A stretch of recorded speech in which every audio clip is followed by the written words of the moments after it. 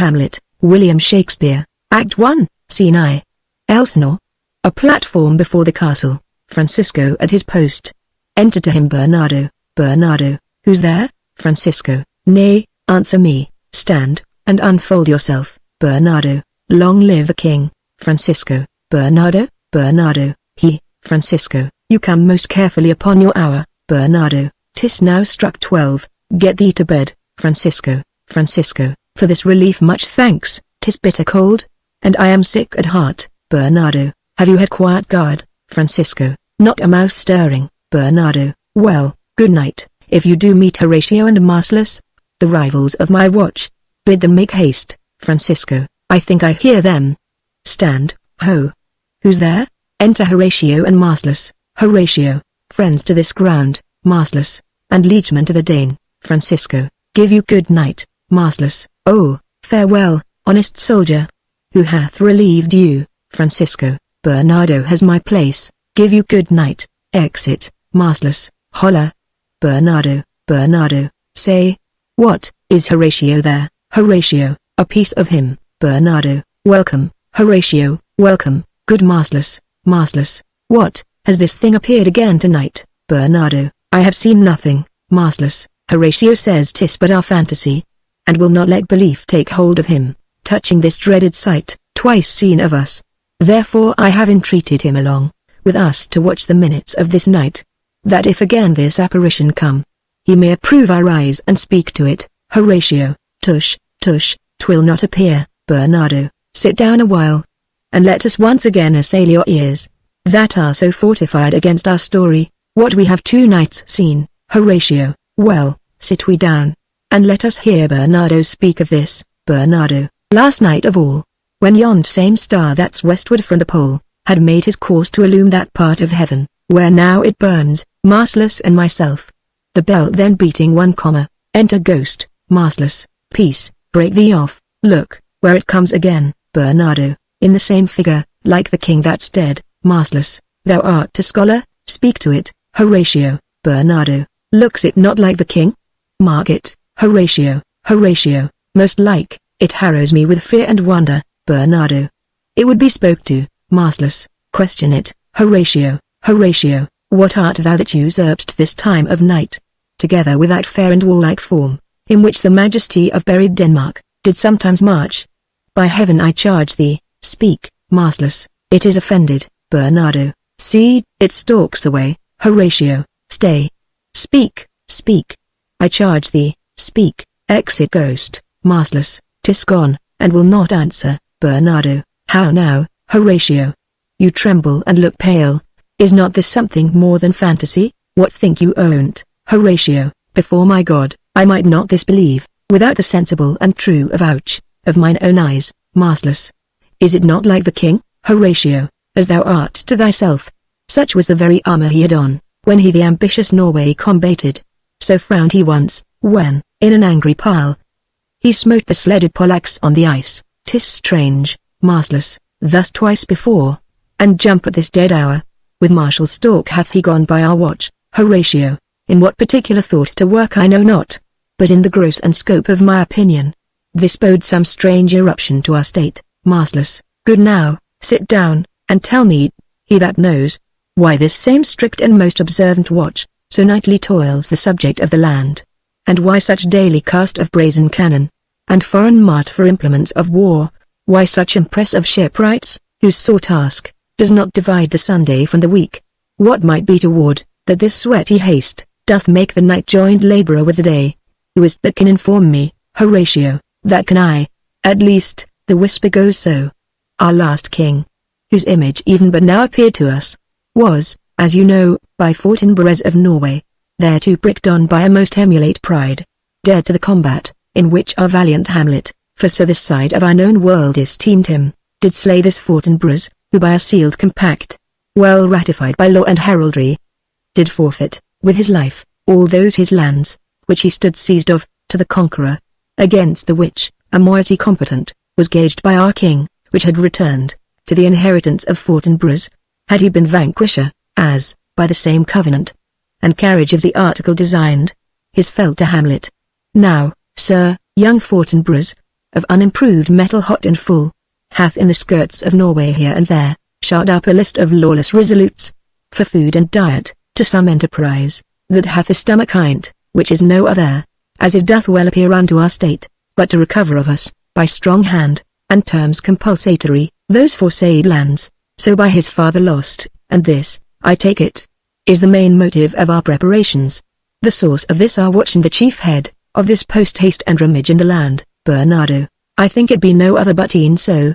Well may it sort that this portentous figure, comes armed through our watch, so like the king, that was and is the question of these wars, Horatio, a mote it is to trouble the mind's eye, in the most high and palmy state of Rome. A little ere the mightiest Julius fell, the grave stood tenantless and the sheeted dead, did squeak and regibber in the Roman streets, as stars with trains of fire and dews of blood. Disasters in the sun, and the moist star, upon whose influence Neptune's empire stands, was sick almost to doomsday with eclipse, and even the like procurse of fierce events, as harbingers preceding still the fates, and prologue to the omen coming on, have heaven and earth together demonstrated, unto our climachers and countrymen. But soft, behold! Lo, where it comes again, re-enter ghost, I'll cross it, though it blast me. Stay, illusion, if thou hast any sound, or use of voice, speak to me. If there be any good thing to be done, that may to thee do ease and grace to me, speak to me. Cock crows. If thou art privy to thy country's fate, which, happily, foreknowing may avoid, oh, speak. Or if thou hast uphoarded in thy life, extorted treasure in the womb of earth, for which, they say, you spirits oft walk in death, speak of it. Stay, and speak. Stop it, mastless, mastless. Shall I strike at it with my partisan? Horatio, do, if it will not stand. Bernardo, 'tis here. Horatio, 'tis here. Mastless, 'tis gone. Exit ghost. We do it wrong, being so majestical, to offer it the show of violence, for it is, as the air, invulnerable, and our vein blows malicious mockery. Bernardo. It was about to speak, when the cock crew, Horatio, and then it started like a guilty thing, upon a fearful summons. I have heard. The cock, that is the trumpet to the morn, doth with his lofty and shrill-sounding throat awake the god of day, and, at his warning, whether in sea or fire, in earth or air, the extravagant and erring spirit hies, to his confine, and of the truth herein.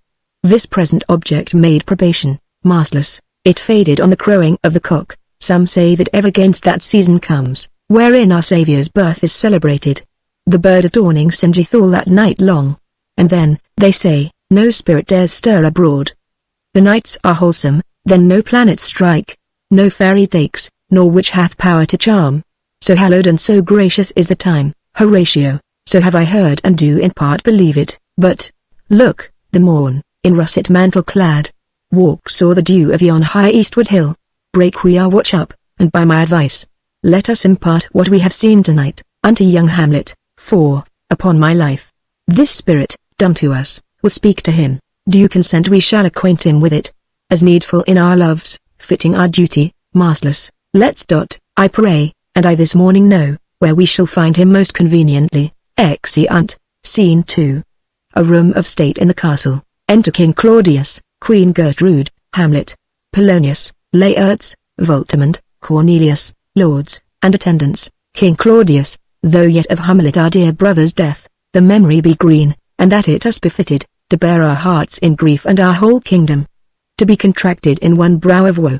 Yet so far hath discretion fought with nature, that we with wisest sorrow think on him, together with remembrance of ourselves, therefore our sometime sister, now our queen. The imperial jointress to this warlike state, have we, as to wear with a defeated joy, with an auspicious and a dropping eye, with mirth in funeral and with dirge in marriage, in equal scale weighing delight and dole, taken to wife, nor have we herein barred your better wisdoms, which have freely gone with this affair along. For all our thanks, now follows, that you know, young Fortinbras, holding a weak supposal of our worth, or thinking by our late dear brother's death, our state to be disjoint and out of frame, collect with the dream of his advantage. He hath not failed to pester us with message, importing the surrender of those lands, lost by his father, with all bonds of law, to our most valiant brother. So much for him, now for ourself and for this time of meeting. Thus much the business is, we have here it, to Norway, uncle of young Fortinbras, who, impotent and bedrid, scarcely hears of this his nephew's purpose, to suppress his further gate herein, in that the levies, the lists and full proportions, are all made out of his subject, and we here dispatch you, good Cornelius, and you, Voltimand, for bearers of this greeting to old Norway, giving to you no further personal power, to business with the king, more than the scope of these dilated articles allow. Farewell, and let your haste commend your duty, Cornelius Voltimand, in that and all things will we show our duty. King Claudius, we doubt it nothing. Heartily farewell, Exeunt Voltimand and Cornelius. And now, Laertes, what's the news with you? You told us of some suit. What is't, Laertes? You cannot speak of reason to the Dane. And loose your voice. What wouldst thou beg, Laertes? That shall not be my offer, not thy asking. The head is not more native to the heart, the hand more instrumental to the mouth, than is the throne of Denmark to thy father. What wouldst thou have, Laertes? Laertes, my dread lord, your leave and favour to return to France, from whence though willingly I came to Denmark, to show my duty in your coronation. Yet now, I must confess, that duty done, my thoughts and wishes bend again toward France, and bow them to your gracious leave and pardon. King Claudius, have you your father's leave? What says Polonius, Lord Polonius? He hath, my lord, wrung from me my slow leave, by laboursome petition, and at last, upon his will I sealed my hard consent. I do beseech you, give him leave to go. King Claudius, take thy fair hour, Laertes, time be thine, and thy best graces spend it at thy will. But now, my cousin Hamlet, and my son, Hamlet, aside, a little more than kin, and less than kind. King Claudius, how is it that the clouds still hang on you? Hamlet, not so, my lord, I am too much I the sun. Queen Gertrude, good Hamlet, cast thy nighted colour off, and let thine eye look like a friend on Denmark. Do not for ever with thy veiled lids, seek for thy noble father in the dust. Thou know'st 'tis common, all that lives must die, passing through nature to eternity. Hamlet, madame, it is common. Queen Gertrude, if it be, why seems it so particular with thee? Hamlet, seems, madame.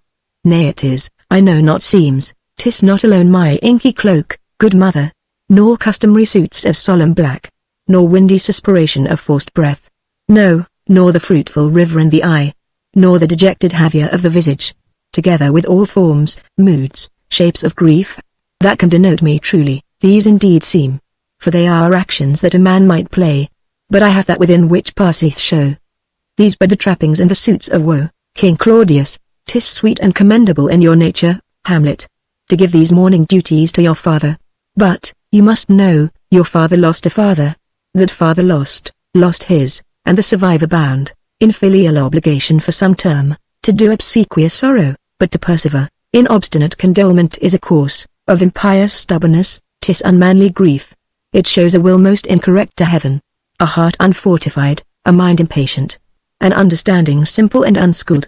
For what we know must be and is as common, as any the most vulgar thing to sense. Why should we in our peevish opposition, take it to heart? Fie! 'Tis a fault to heaven, a fault against the dead, a fault to nature, to reason most absurd, whose common theme, is death of fathers, and who still hath cried, from the first course till he that died today. This must be so. We pray you, throw to earth, this unprevailing woe, and think of us, as of a father, for let the world take note. You are the most immediate to our throne, and with no less nobility of love, than that which dearest father bears his son, do I impart toward you. For your intent, in going back to school in Wittenberg, it is most retrograde to our desire, and we beseech you, bend you to remain, here, in the cheer and comfort of our eye, our chiefest courtier, cousin, and our son. Queen Gertrude, let not thy mother lose her prayers. Hamlet, I pray thee, stay with us, go not to Wittenberg. Hamlet, I shall in all my best obey you. Madame, King Claudius, why, 'tis a loving and a fair reply. Be ye as ourself in Denmark. Madame, come. This gentle and unforced accord of Hamlet, sits smiling to my heart, in grace whereof, no jocund health that Denmark drinks today, but the great cannon to the clouds shall tell, and the kings rouse the heavens all brute again, re-speaking earthly thunder. Come away, exeunt all but Hamlet. Hamlet, oh, that this too solid flesh would melt, thaw and resolve itself into a dew, or that the everlasting had not fixed his cannon 'gainst self-slaughter. O God! God, How weary, stale, flat and unprofitable seem to me all the uses of this world. Fie on't. Ah fie. 'Tis an unweeded garden that grows to seed, things rank and gross in nature, possess it merely. That it should come to this, but 2 months dead, nay, not so much, not 2. So excellent a king, that was, to this, Hyperion to a satyr, so loving to my mother, that he might not beteem the winds of heaven, visit her face too roughly. Heaven and earth, must I remember? Why, she would hang on him, as if increase of appetite had grown, by what it fed on, and yet, within a month, let me not think on't frailty, thy name is woman! A little month, or ere those shoes were old, with which she followed my poor father's body, like Niobe, all tears: why she, even she, oh, God! A beast, that once discourse of reason, would have mourned longer married with my uncle, my father's brother, but no more like my father, than I to Hercules, within a month. Ere yet the salt of most unrighteous tears, had left the flushing in her gold eyes, she married. Oh, most wicked speed, to post, with such dexterity to incestuous sheets, it is not nor it cannot come to good. But break, my heart, for I must hold my tongue. Enter Horatio, Marcellus, and Bernardo. Horatio, hail to your lordship. Hamlet, I am glad to see you well. Horatio, or I do forget myself. Horatio, the same, my lord, and your poor servant ever. Hamlet, sir, my good friend, I'll change that name with you. And what make you from Wittenberg, Horatio? Marcellus, Marcellus, my good lord. Hamlet, I am very glad to see you. Good even, sir, but what, in faith, make you from Wittenberg? Horatio, a truant disposition, good my lord. Hamlet, I would not hear your enemy say so, nor shall you do mine ear that violence, to make it truster of your own report, against yourself. I know you are no truant, but what is your affair in Elsinore, will teach you to drink deep ere you depart. Horatio, my lord, I came to see your father's funeral. Hamlet, I pray thee, do not mock me, fellow student. I think it was to see my mother's wedding. Horatio, indeed, my lord, it followed hard upon. Hamlet, thrift. Horatio, the funeral baked meats did coldly furnish forth the marriage tables. Would I had met my dearest foe in heaven, or ever I had seen that day. Horatio, my father! Methinks I see my father. Horatio, where, my lord? Hamlet, in my mind's eye. Horatio, I saw him once, he was a goodly king. Hamlet, he was a man, take him for all in all. I shall not look upon his like again. Horatio, my lord, I think I saw him yesternight. Hamlet, saw? Who? Horatio, my lord, the king your father. Hamlet, the king my father. Horatio, season your admiration for a while, with an attent ear, till I may deliver, upon the witness of these gentlemen, this marvel to you. Hamlet, for God's love, let me hear. Horatio, 2 nights together had these gentlemen, Marcellus and Bernardo, on their watch, in the dead vast and middle of the night, been thus encountered. A figure like your father, armed at point exactly, cap up, appears before them, and with solemn march, goes slow and stately by them. Thrice he walked, by their oppressed and fear-surprised eyes, within his truncheon's length, whilst they, distilled, almost to jelly with the act of fear, stand dumb and speak not to him. This to me, in dreadful secrecy impart they did, and I with them the 3rd night kept the watch, where, as they had delivered, both in time, form of the thing, each word made true and good, the apparition comes, I knew your father. These hands are not more like. Hamlet, but where was this? Marcellus, my lord, upon the platform where we watched. Hamlet, did you not speak to it? Horatio, my lord, I did. But answer made it none, yet once methought, it lifted up its head and did address itself to motion, like as it would speak. But even then the morning cock crew loud, and at the sound it shrunk in haste away, and vanished from our sight. Hamlet, 'tis very strange. Horatio, as I do live, my honoured lord, 'tis true, and we did think it writ down in our duty, to let you know of it. Hamlet, indeed, sirs, but this troubles me.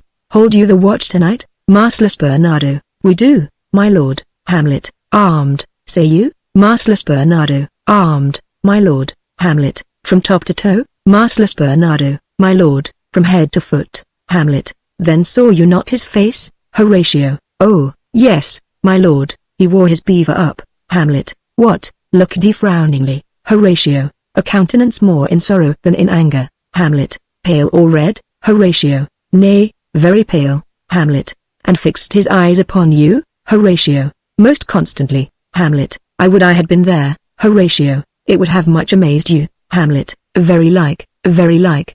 Stayed it long? Horatio, while one with moderate haste might tell 100, mastless Bernardo, longer, longer. Horatio, not when I sought. Hamlet, his beard was grizzled no? Horatio, it was, as I have seen it in his life, a sable silvered. Hamlet, I will watch tonight. Perchance 'twill walk again. Horatio, I warrant it will. Hamlet, if it assume my noble father's person, I'll speak to it, though hell itself should gape, and bid me hold my peace. I pray you all, if you have hitherto concealed this sight, let it be tenable in your silence still. And whatsoever else shall hap tonight, give it an understanding, but no tongue. I will requite your loves. So, fare you well. Upon the platform, twixt 11 and 12, I'll visit you, all, our duty to your honor. Hamlet, your loves, as mine to you, farewell. Exeunt all but Hamlet, my father's spirit in arms. All is not well, I doubt some foul play, would the night were come, till then sit still, my soul, foul deeds will rise, though all the earth o'erwhelm them, to men's eyes. Exit, Scene 3. A room in Polonia's house, enter Laertes and Ophelia. Laertes, my necessaries are embarked, farewell. And, sister, as the winds give benefit, and convoy is assistant, do not sleep, but let me hear from you. Ophelia, do you doubt that? Laertes, for Hamlet and the trifling of his favor, hold it a fashion and a toy in blood, a violet in the youth of primy nature, forward, not permanent, sweet, not lasting, the perfume and suppliance of a minute, no more. Ophelia, no more but so? Laertes, think it no more, for nature, crescent, does not grow alone, in thews and bulk, but, as this temple waxes, the inward service of the mind and soul, grows wide withal. Perhaps he loves you now, and now no soil nor court doth besmirch the virtue of his will, but you must fear his greatness weighed. His will is not his own, for he himself is subject to his birth. He may not, as unvalued persons do, carve for himself, for on his choice depends the safety and health of this whole state, and therefore must his choice be circumscribed unto the voice and yielding of that body, whereof he is the head. Then if he says he loves you, it fits your wisdom so far to believe it, as he in his particular act and place, may give his saying deed, which is no further, than the main voice of Denmark goes with all, then weigh what loss your honor may sustain. If with too credent ear you list his songs, or lose your heart, or your chaste treasure open, to his unmastered importunity, fear it, Ophelia, fear it, my dear sister, and keep you in the rear of your affection, out of the shot and danger of desire. The chariest maid is prodigal enough, if she unmask her beauty to the moon, virtue itself scapes not calumnious strokes. The canker galls the infants of the spring, too oft before their buttons be disclosed, and in the morn and liquid dew of youth, contagious blastments are most imminent. Be wary then, best safety lies in fear. Youth to itself rebels, though none else near. Ophelia, I shall the effect of this good lesson keep, as watchman to my heart. But, good my brother, do not, as some ungracious pastors do, show me the steep and thorny way to heaven, whiles, like a puffed and reckless libertine, himself the primrose path of Dalian treads, and recks not his own reed. Laertes, oh, fear me not, I stay too long, but here my father comes. Enter Polonius, a double blessing is a double grace. Occasion smiles upon his second leave. Lord Polonius, yet here. Laertes, aboard, for shame, the wind sits in the shoulder of your sail, and you are stayed for. There, my blessing with thee, and these few precepts in thy memory. See thou character. Give thy thoughts no tongue, nor any unproportioned thought his act. Be thou familiar, but by no means vulgar. Those friends thou hast, and their adoption dried, grapple them to thy soul with hoops of steel. But do not dull thy palm with entertainment of each new-hatched, unfledged comrade.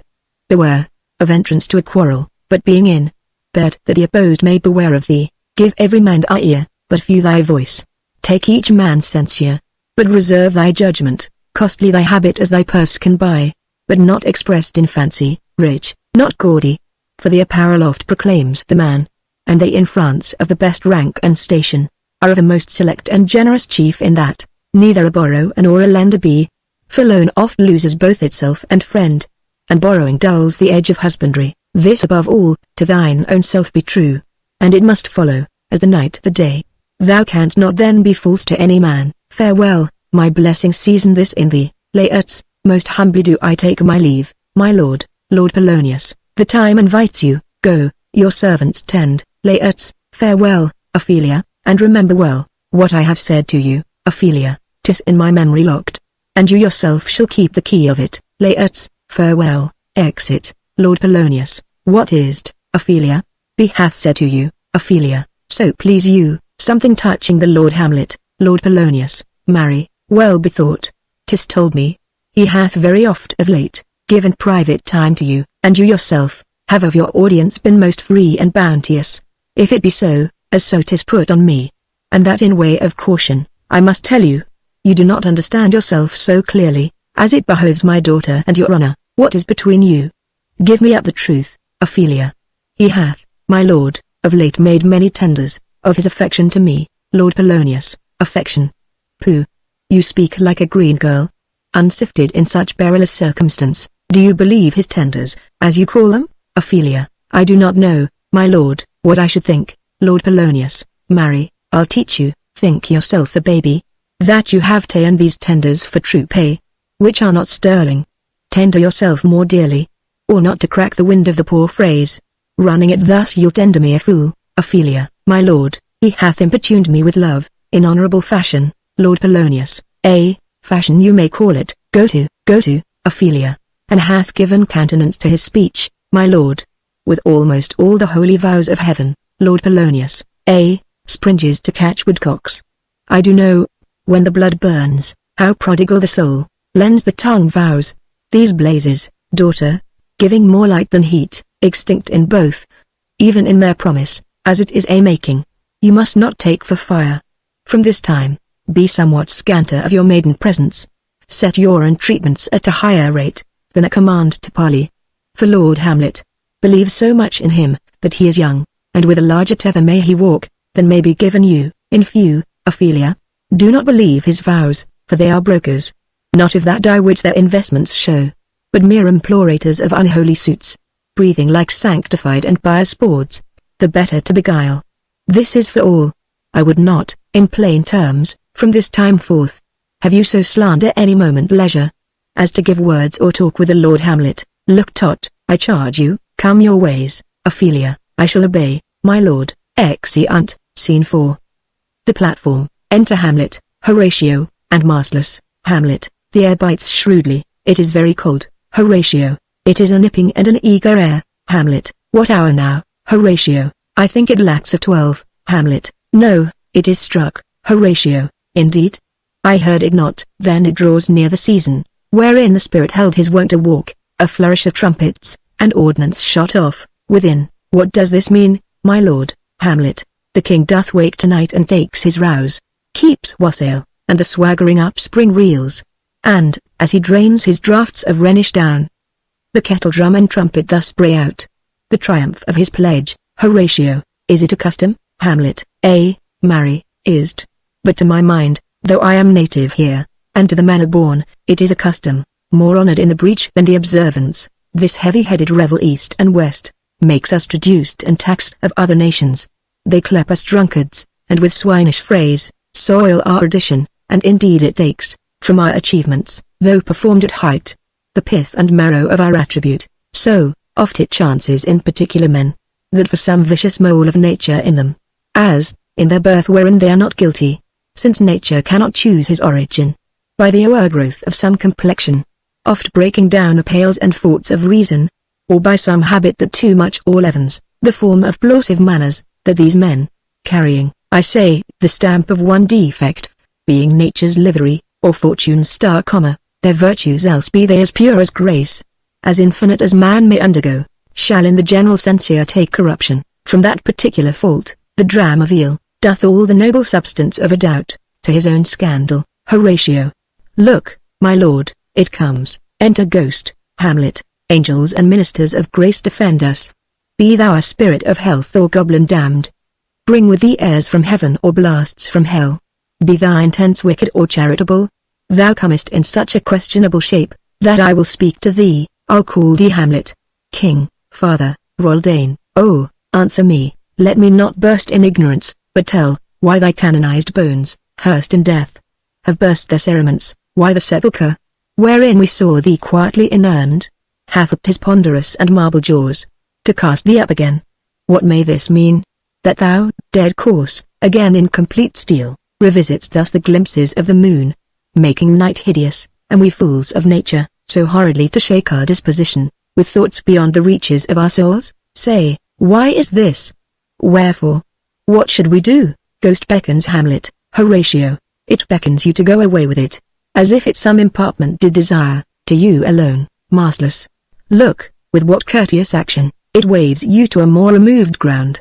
But do not go with it, Horatio. No, by no means, Hamlet. It will not speak, then I will follow it. Horatio, do not, my lord. Hamlet, why, what should be the fear? I do not set my life in a pin's fee. And for my soul, what can it do to that? Being a thing immortal as itself, it waves me forth again. I'll follow it. Horatio, what if it tempt you toward the flood, my lord? Or to the dreadful summit of the cliff, that beetles o'er his base into the sea? And there assume some other horrible form, which might deprive your sovereignty of reason, and draw you into madness? Think of it. The very place puts toys of desperation, without more motive, into every brain, that looks so many fathoms to the sea, and hears it roar beneath. Hamlet, it waves me still. Go on, I'll follow thee, mastless. You shall not go, my lord. Hamlet, hold off your hands. Horatio, be ruled. You shall not go, Hamlet. My fate cries out, and makes each petty artery in this body, as hardy as the Nemean lion's nerve. Still am I called. Unhand me, gentlemen, by heaven, I'll make a ghost of him that lets me, I say, away. Go on, I'll follow thee, exeunt ghost and Hamlet. Horatio, he waxes desperate with imagination, mastless. Let's follow, 'tis not fit thus to obey him. Horatio, have after. To what issue will this come? Mastless, something is rotten in the state of Denmark. Horatio, heaven will direct it. Mastless, nay, let's follow him. Exeunt. Scene V. Another part of the platform. Enter Ghost and Hamlet. Hamlet, where wilt thou lead me? Speak. I'll go no further. Ghost, mark me. Hamlet, I will. Ghost, my hour is almost come, when I to sulphurous and tormenting flames must render up myself. Hamlet, alas, poor Ghost. Ghost, pity me not, but lend thy serious hearing to what I shall unfold. Hamlet, speak. I'm bound to hear. Ghost, so art thou to revenge, when thou shalt hear. Hamlet, what? Ghost, I am thy father's spirit, doomed for a certain term to walk the night, and for the day confined to fast in fires, till the foul crimes done in my days of nature, are burnt and purged away. But that I am forbid, to tell the secrets of my prison house. I could a tale unfold whose lightest word, would harrow up thy soul, freeze thy young blood, make thy two eyes, like stars, start from their spheres, thy knotted and combined locks to part, and each particular hair to stand on end, like quills upon the fretful porpentine. But this eternal blazon must not be, to ears of flesh and blood. List, list, oh, list, if thou didst ever thy dear father love. Hamlet, O God. Ghost, revenge his foul and most unnatural murder. Hamlet, murder. Ghost, murder most foul, as in the best it is, but this most foul, strange and unnatural. Hamlet, haste me to note, that I, with wings as swift, as meditation or the thoughts of love, may sweep to my revenge. Ghost, I find the apartment, and duller shouldst thou be than the fat weed, that roots itself in ease on Lethe wharf. Wouldst thou not stir in this? Now, Hamlet, here, 'tis given out that, sleeping in my orchard, a serpent stung me, so the whole ear of Denmark, is by a forged process of my death, rankly abused. But know, thou noble youth, the serpent that did sting thy father's life, now wears his crown. Hamlet, O my prophetic soul, my uncle. Ghost, that incestuous, that adulterate beast, with witchcraft of his wit, with traitorous gifts, O wicked wit and gifts, that have the power, so to seduce! Mark 1 to his shameful lust, the will of my most seeming virtuous queen. O Hamlet, what a falling off was there, from me, whose love was of that dignity, that it went hand in hand even with the vow I made to her in marriage, and to decline, upon a wretch whose natural gifts were poor, to those of mine. But virtue, as it never will be moved, though lewdness caught it in a shape of heaven, so lust, though to a radiant angel linked, will sate itself in a celestial bed, and prey on garbage, but, soft. Methinks I scent the morning air. Brief let me be. Sleeping within my orchard. My custom always of the afternoon. Upon my secure hour thy uncle stole, with juice of cursed Lebanon in a vial, and in the porches of my ears did pour. The leprous distilment, whose effect, holds such an enmity with blood of man, that swift as quicksilver it courses through the natural gates and alleys of the body, and with a sudden vigor doth posset, and curd, like eager droppings into milk, the thin and wholesome blood, so did it mine, and a most instant tetter barred about, most lazar-like, with vile and loathsome crust. All my smooth body, thus was I, sleeping, by a brother's hand, of life, of crown, of queen, at once dispatched. Cut off even in the blossoms of my sin, unhouselled, disappointed, unannulled. No reckoning made, but sent to my account, with all my imperfections on my head. Oh, horrible! Oh, horrible! Most horrible, if thou hast nature in thee, bear it not. Let not the royal bed of Denmark be a couch for luxury and damned incest, but, howsoever thou pursuest this act, taint not thy mind, nor let thy soul contrive, against thy mother aught, leave her to heaven, and to those thorns that in her bosom lodge, to prick and sting her. Fare thee well at once. The glowworm shows the matin to be near, and gins to pale his ineffectual fire. Adieu, adieu. Hamlet, remember me. Exit. Hamlet. O all you host of heaven. O earth. What else, and shall I couple hell? Oh, fie. Hold, hold, my heart. And you, my sinews, grow not instant old, but bear me stiffly up.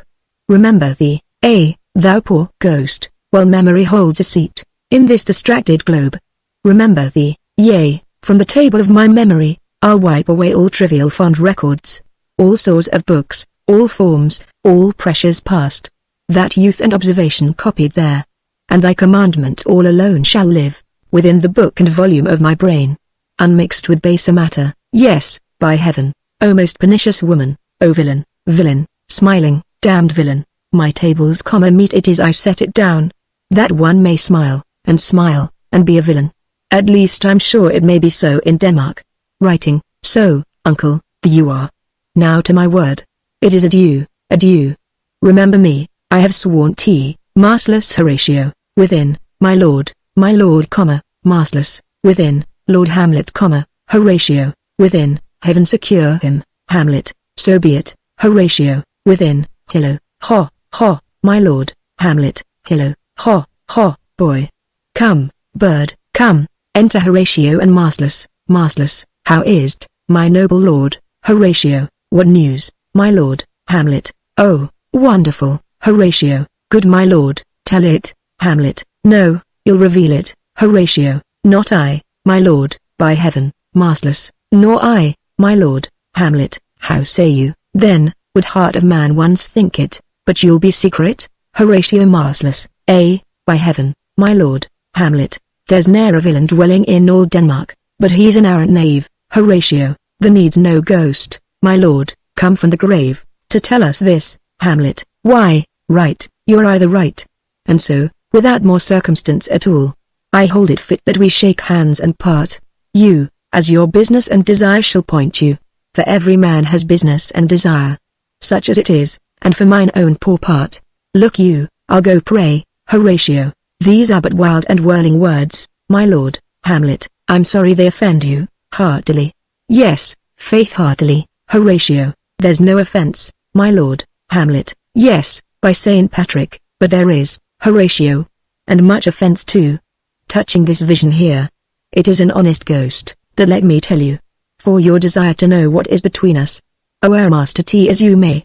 And now, good friends, as you are friends, scholars and soldiers, give me one poor request, Horatio. What is't, my lord? We will, Hamlet, never make known what you have seen tonight, Horatio mastless, my lord. We will not, Hamlet, nay, but swear't, Horatio, in faith, my lord. Not I, mastless, nor I, my lord, in faith, Hamlet, upon my sword, mastless. We have sworn, my lord, already, Hamlet. Indeed, upon my sword, indeed, ghost, beneath, swear, Hamlet. Ah, ha, boy. Say'st thou so? Art thou there? True Epony, come on, you hear this fellow in the cellarage. Consent to swear, Horatio. Propose the oath, my lord, Hamlet, never to speak of this that you have seen. Swear by my sword, ghost, beneath. Swear, Hamlet, hic et ubic. Then we'll shift our ground. Come hither, gentlemen, and lay your hands again upon my sword.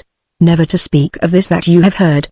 Swear by my sword, ghost, beneath. Swear, Hamlet. Well said, old mole.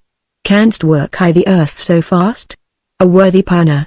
Once more remove, good friends, Horatio, O day and night, but this is wondrous strange, Hamlet, and therefore as a stranger give it welcome. There are more things in heaven and earth, Horatio, than are dreamt of in your philosophy.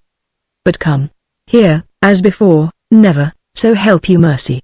How strange or odd soe'er I bear myself, as I perchance hereafter shall think meet, to put an antic disposition on, that you, at such times seeing me, never shall, with arms encumbered thus, or this headshake, or by pronouncing of some doubtful phrase, as well, we know, or we could, and if we would, or if we list to speak, or the be, and if they might, or such ambiguous giving out, denote, that you know aught of me, this not to do. So grace and mercy at your most need help you. Swear, ghost, beneath. Swear, Hamlet. Rest, perturbed spirit. They swear, so, gentlemen. With all my love I do commend me to you, and what so poor a man as Hamlet is, may do, to express his love and friending to you, God willing, shall not lack. Let us go in together, and still your fingers on your lips, I pray. The time is out of joint, O cursed spite, that ever I was born to set it right. Nay, come, let's go together. Exeunt, Act 2, Scene I. A room in Polonius' house. Enter Polonius and Reynaldo. Lord Polonius, give him this money and these notes. Reynaldo, I will, my lord. Lord Polonius, you shall do marvellous wisely, good Reynaldo. Before you visit him, to make inquire of his behaviour. Reynaldo, my lord, I did intend it. Lord Polonius, marry, well said, very well said. Look you, sir. Inquire me first what danskers are in Paris, and how, and who, what means, and where they keep, what company, at what expense, and finding, by this encompassment and drift of question, that they do know my son, come you more nearer, than your particular demands will touch it, take you, as 'twere, some distant knowledge of him, as thus, I know his father and his friends, and impart him. Do you mark this, Reynaldo?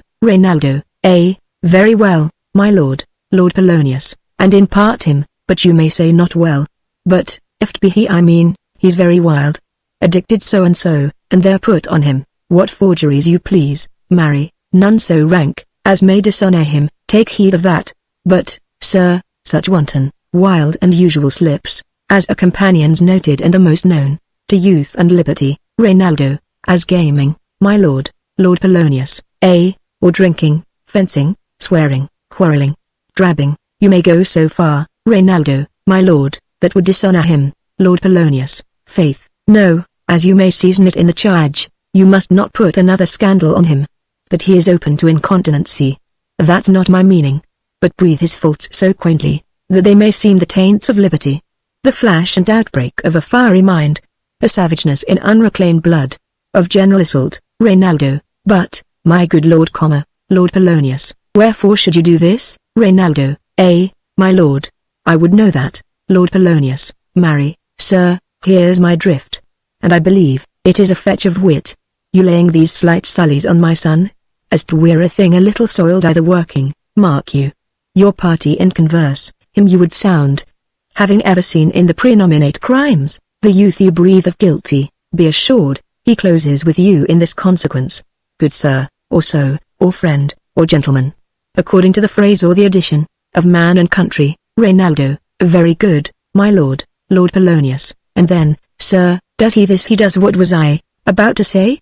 By the mass, I was about to say something. Where did I leave? Reynaldo, at closes in the consequence, at friend or so, and gentleman, Lord Polonius, at closes in the consequence, marry, he closes thus, I know the gentleman, I saw him yesterday, or t'other day, or then, with such, or such, and, as you say, there was a gaming, there were tokens rouse, they're falling out at tennis, or perchance, I saw him enter such a house of sale, videlicet, a brothel, or so forth. See you now, your bait of falsehood takes this carp of truth. And thus do we of wisdom and of reach, with windlasses and with assays of bias, by indirections find directions out. So by my former lecture and advice, shall you, my son. You have me, have you not, Reynaldo, my lord? I have, Lord Polonius. God be with you. Fare you well, Reynaldo. Good my lord, Lord Polonius.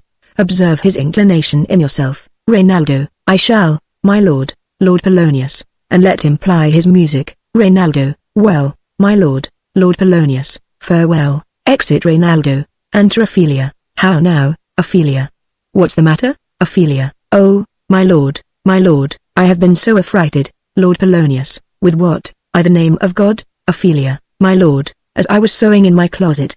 Lord Hamlet, with his doublet all unbraced, no hat upon his head, his stockings fouled, unguttered, and down jived to his ankle, pale as his shirt, his knees knocking each other, and with a look so piteous in purport, as if he had been loosed out of hell, to speak of horrors, he comes before me, Lord Polonius, mad for thy love, Ophelia, my lord, I do not know, but truly, I do fear it, Lord Polonius. What said he, Ophelia? He took me by the wrist and held me hard. Then goes he to the length of all his arm, and, with his other hand thus o'er his brow, he falls to such perusal of my face, as he would draw it. Long stayed he so. At last, a little shaking of mine arm, and thrice his head thus waving up and down, he raised a sigh so piteous and profound, as it did seem to shatter all his bulk, and end his being. That done, he lets me go, and, with his head over his shoulder turned, he seemed to find his way without his eyes, for out o' doors he went without their helps, and, to the last, bended their light on me. Lord Polonius, come, go with me, I will go seek the king. This is the very ecstasy of love, whose violent property foredoes itself, and leads the will to desperate undertakings, as oft as any passion under heaven, that does afflict our natures. I am sorry. What, have you given him any hard words of late, Ophelia? No, my good lord, but, as you did command, I did repel his fetters and denied his access to me, Lord Polonius, that hath made him mad. I am sorry that with better heed and judgment, I had not quoted him. I feared he did but trifle, and meant to wreck thee, but, beshrew my jealousy, by heaven, it is as proper to our age, to cast beyond ourselves in our opinions, as it is common for the younger sort, to lack discretion. Come, go we to the king. This must be known, which, being kept close, might move more grief to hide than hate to utter love. Exeunt. Scene 2. A room in the castle. Enter King Claudius, Queen Gertrude, Rosencrantz, Guildenstern, and attendants. King Claudius, welcome, dear Rosencrantz and Guildenstern, moreover that we much did long to see you. The need we have to use you did provoke our hasty sending. Something have you heard of Hamlet's transformation, so call it? Scythe nor the exterior nor the inward man resembles that it was what it should be.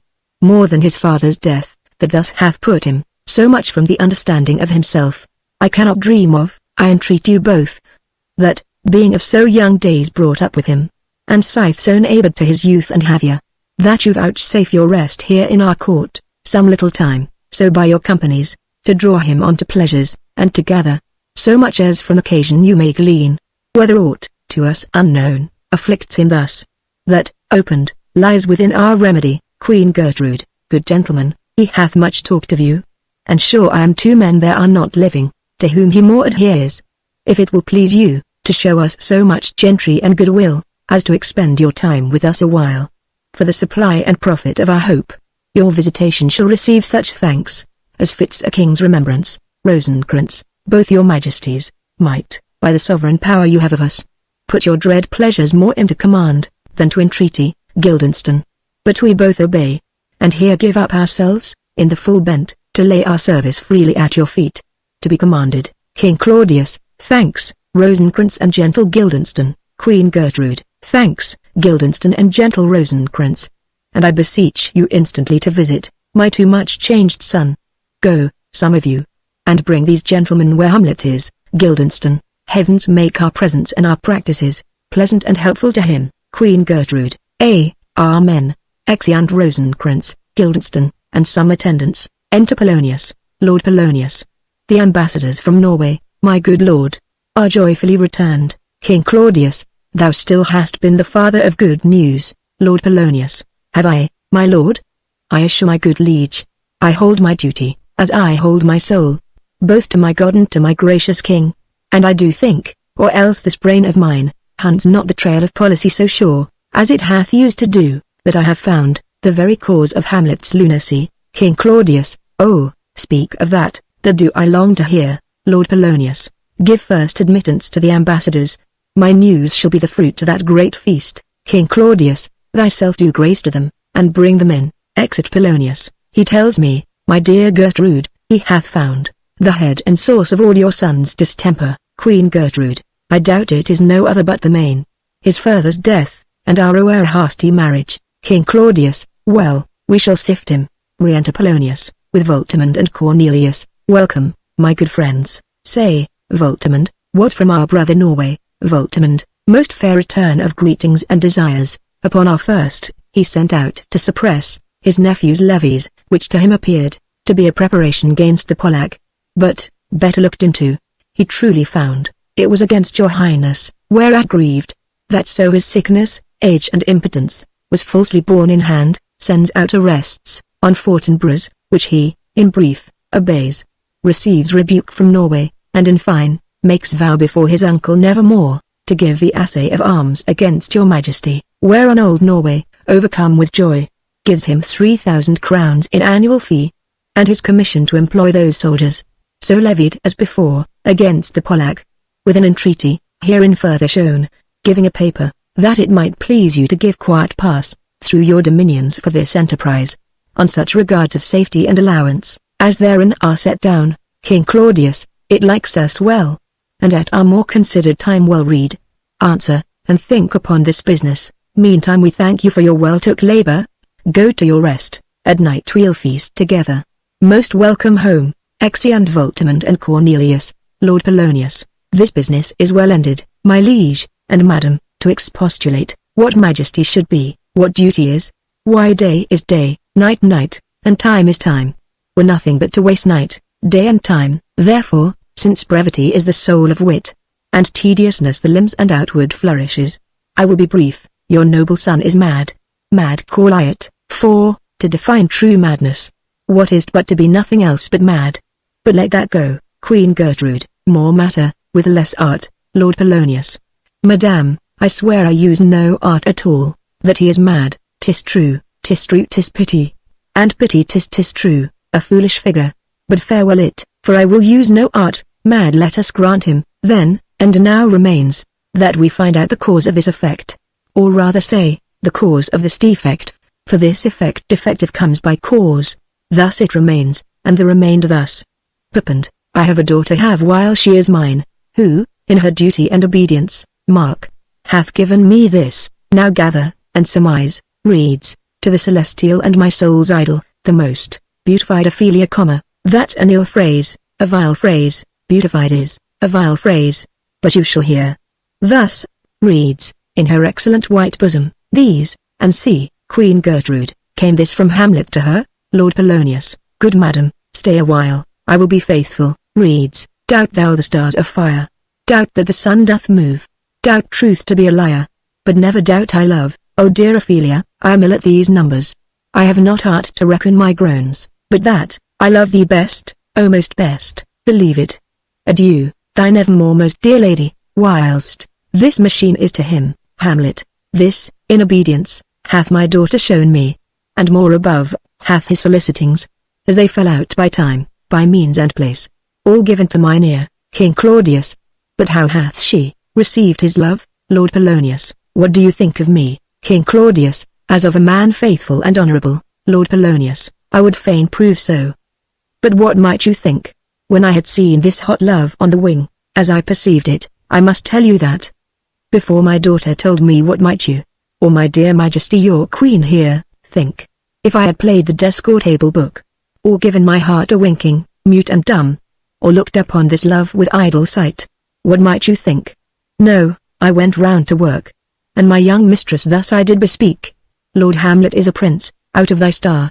This must not be, and then I precepts gave her, that she should lock herself from his resort, admit no messengers, receive no tokens, which done, she took the fruits of my advice. And he, repulsed a short tale to make, fell into a sadness, then into a fast, thence to a watch, thence into a weakness, thence to a lightness, and, by this declension, into the madness wherein now he raves. And all we mourn for, King Claudius, do you think 'tis this, Queen Gertrude? It may be, very likely, Lord Polonius, hath there been such a time I'd fain know that I have positively said 'tis so. When it proved otherwise, King Claudius, not that I know, Lord Polonius, pointing to his head and shoulder, take this from this, if this be otherwise, if circumstances lead me, I will find, where truth is hid, though it were hid indeed, within the center. King Claudius, how may we try it further, Lord Polonius? You know, sometimes he walks 4 hours together, here in the lobby, Queen Gertrude. So he does indeed, Lord Polonius. At such a time I'll loose my daughter to him. Be you and I behind an arras then. Mark the encounter, if he love her not, and be not from his reason fallen thereon. Let me be no assistant for a state, but keep a farm and carters. King Claudius, we will try it, Queen Gertrude. But, look, where sadly the poor wretch comes reading, Lord Polonius. Away, I do beseech you, both away. I'll board him presently. Exeunt King Claudius, Queen Gertrude, and attendants. Enter Hamlet, reading. Oh, give me leave. How does my good Lord Hamlet? Hamlet, well, God a mercy, Lord Polonius. Do you know me, my lord? Hamlet, excellent well, you're a fishmonger, Lord Polonius. Not I, my lord. Hamlet, then I would you were so honest a man, Lord Polonius. Honest, my lord. Hamlet, sir, to be honest, as this world goes, is to be, one man picked out of 10,000, Lord Polonius. That's very true, my lord. Hamlet, for if the sun breed maggots in a dead dog, being a god-kissing carrion, have you a daughter? Lord Polonius, I have, my lord. Hamlet, let her not walk I the sun. Conception is a blessing, but not as your daughter may conceive. Friend, look to tea. Lord Polonius, aside, how say you by that? Still harping on my daughter, yet he knew me not at first. He said I was a fishmonger. He is far gone, and, truly in my youth I suffered much extremity for love, very near this. I'll speak to him again. What do you read, my lord? Hamlet, words, words, words. Lord Polonius, what is the matter, my lord? Hamlet, between who? Lord Polonius, I mean, the matter that you read, my lord. Hamlet, slanders, sir, for the satirical rogue says here, that old men have grey beards, that their faces are wrinkled, their eyes purging thick amber and plum tree gum, and that they have a plentiful lack of wit, together with most weak hams, all which, sir, though I most powerfully and potently believe, yet, I hold it not honesty to have it thus set down, for, yourself, sir, should be old as I am, if like a crab, you could go backward. Lord Polonius, aside, though this be madness, yet there is method in tea. Will you walk out of the air, my lord? Hamlet, into my grave. Lord Polonius, indeed, that is out o' the air. Aside, how pregnant sometimes his replies are. A happiness, that often madness hits on, which reason and sanity could not so prosperously be delivered of. I will leave him, and suddenly contrive the means of meeting between him and my daughter. My honorable lord, I will most humbly take my leave of you. Hamlet, you cannot, sir, take from me anything that I will more willingly part with all, except my life, except my life, except my life. Lord Polonius, fare you well, my lord. Hamlet, these tedious old fools, and to Rosencrantz and Guildenstern. Lord Polonius, you go to seek the Lord Hamlet, there he is. Rosencrantz, to Polonius, God save you, sir. Exit Polonius. Guildenstern, my honored lord. Rosencrantz, my most dear lord. Hamlet, my excellent good friends. How dost thou? Guildenstern? Rosencrantz.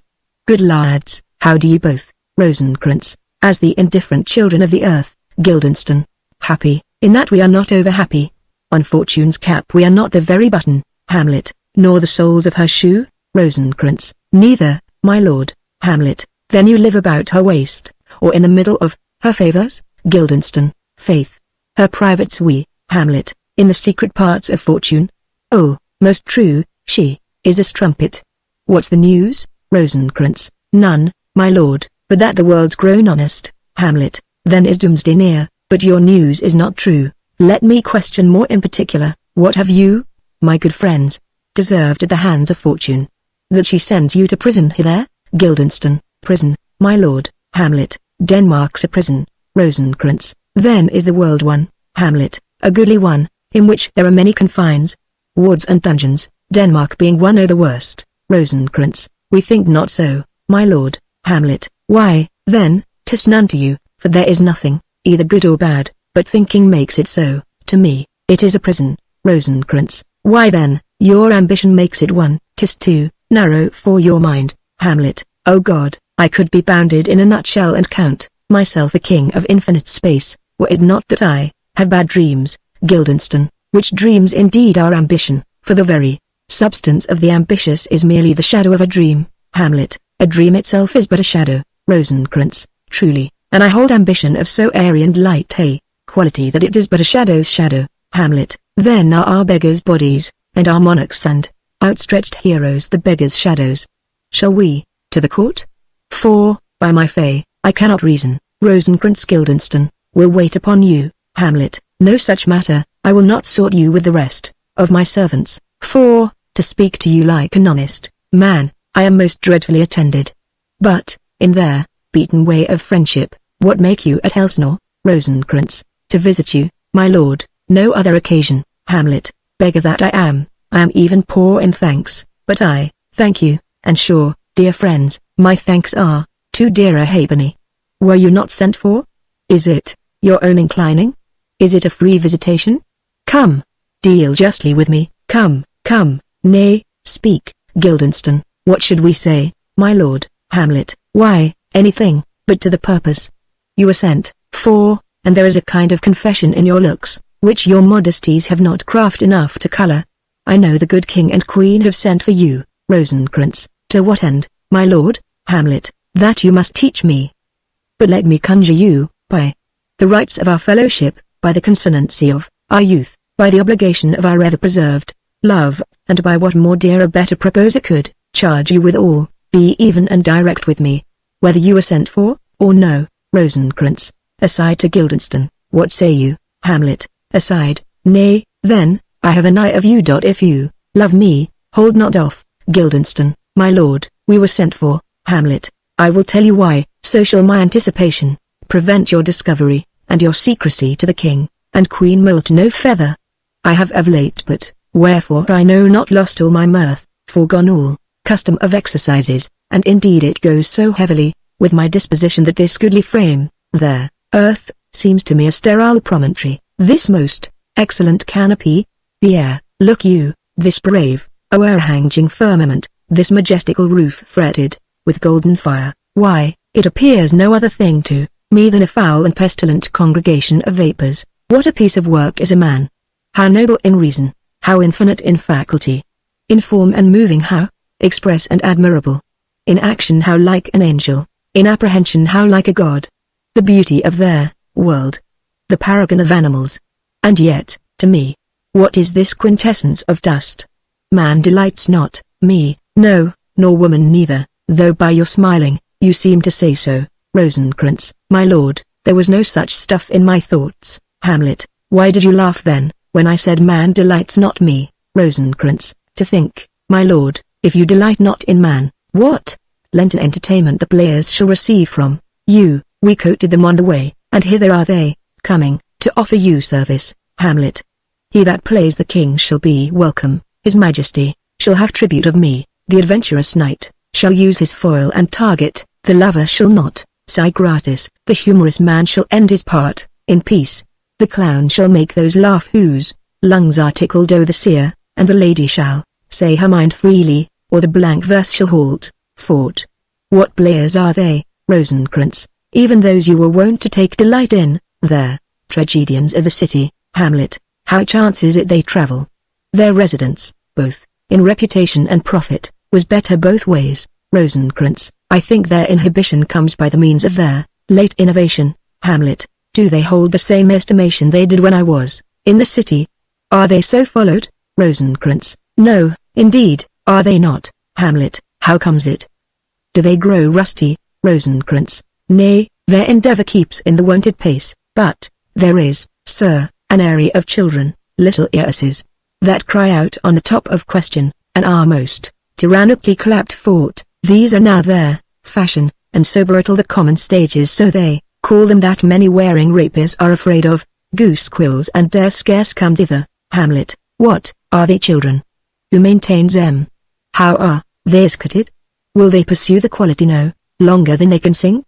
Will they not say, afterwards, if they should grow themselves to common players, as it is most like, if their means are no better their writers do them wrong, to make them exclaim against their own succession? Rosencrantz, faith, there has been much to do on both sides, and the nation holds it no sin to tar them to controversy. There was, for a while, no money bid for argument, unless the poet and the player went to cuffs in the question. Hamlet, is't possible? Guildenstern, oh, there has been much throwing about of brains. Hamlet, do the boys carry it away? Rosencrantz, that they do, my lord, Hercules and his load too. Hamlet, it is not very strange, for mine uncle is king of Denmark, and those that would make mows at him while my father lived, give 20, 40, 50, and 100 ducats a piece for his picture in Little Splud. There is something in this more than natural, if philosophy could find it out.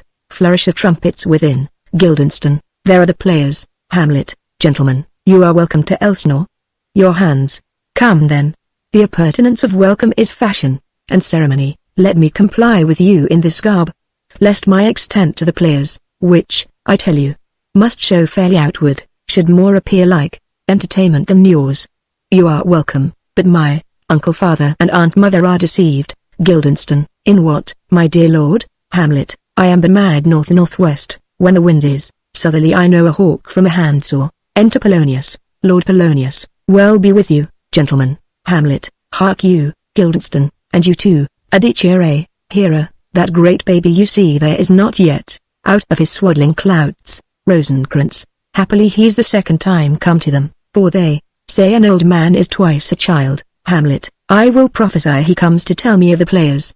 Mark it. You say right, sir, O Monday morning. 'Twas so indeed. Lord Polonius, my lord, I have news to tell you. Hamlet, my lord, I have news to tell you. When Roscius was an actor in Rome, Lord Polonius, the actors are come hither, my lord. Hamlet, views, Lord Polonius, upon mine honor, Hamlet, then came each actor on his ass, Lord Polonius, the best actors in the world, either for tragedy, comedy, history, pastoral, comical, historical pastoral, tragical comical historical pastoral, scene individable, or poem unlimited. Seneca cannot be too heavy, nor Plautus too light. For the law of writ and their liberty, these are the only men. Hamlet, O Jephthah, judge of Israel, what a treasure hast thou? Lord Polonius, what a treasure had he, my lord? Hamlet, why, one fair daughter and no more, the which he loved passing well. Lord Polonius, aside, still on my daughter? Hamlet, am I not either right, O Jephthah? Lord Polonius, if you call me Jephthah, my lord, I have a daughter, that I love passing well. Hamlet, nay, that follows not. Lord Polonius, what follows, then, my lord? Hamlet, why, as by lot, God wot. And then, you know, it came to pass, as most like it was, the first row of the pious chanson will show you more, for look, where my abridgment comes, enter 4 or 5 players. You are welcome, masters, welcome, all. I am glad to see thee well. Welcome, good friends. Oh, my old friend, thy face is valanced since I saw thee last. Comest thou to bid me in Denmark? What, my young lady and mistress? By Our Lady, your ladyship is nearer to heaven than when I saw you last, by their altitude of a chopin. Pray God, your voice, like a piece of uncurrent gold, be not cracked within their ring. Masters, you are all welcome. We lean, tot like French falconers, fly at anything we see. We'll have a speech straight. Come, give us a taste of your quality. Come, a passionate speech. First player, what speech, my lord? Hamlet, I heard thee speak me a speech once, but it was never acted, or, if it was, not above once, for their play, I remember, pleased not the million. 'Twas caviar to the general, but it was as I received it, and others, whose judgments in such matters, cried in the top of mine an excellent play, well digested in the scenes, set down with as much modesty as cunning. I remember, one said there were no salads in the lines to make the matter savory, nor no matter in the phrase that might indict the author of affectation, but called it an honest method, as wholesome as sweet, and by very much more handsome than fine. One speech in it I chiefly loved, 'twas Aeneas' tale to Dido, and thereabout of it especially, where he speaks of Priam's slaughter. If it live in your memory, begin at this line, let me see, the rugged Pius, like the Hyrcanian beast, it is not so, it begins with Pius, the rugged Pius, he whose sable arms, black as his purpose, did the night resemble, when he lay couched in the ominous horse, hath now this dread and black complexion smeared, with heraldry more dismal, head to foot, now is he total gules, horridly tricked, with blood of fathers, mothers, daughters, sons, baked and impasted with the parching streets, that lended tyrannous and damned light, to their lord's murder, roasted in wrath and fire, and thus all sized with coagulate gore, with eyes like carbuncles, the hellish Pius, old grandsire Priam seeks, so, proceed you, Lord Polonius, for God, my lord, well spoken, with good accent and good discretion, first player, anon he finds him, striking too short at Greeks, his antique sword, rebellious to his arm, lies where it falls, repugnant to command, unequal matched, Pius at Priam drives, in rage strikes wide, but with a whiff and wind of his fell sword, the unnerved further falls, then senseless Ilium, seeming to feel this blow, with flaming top, stoops to his base, and with a hideous crash, takes prisoner Pius' ear, for, lo! his sword, which was declining on the milky head of reverend Priam, seemed I the air to stick.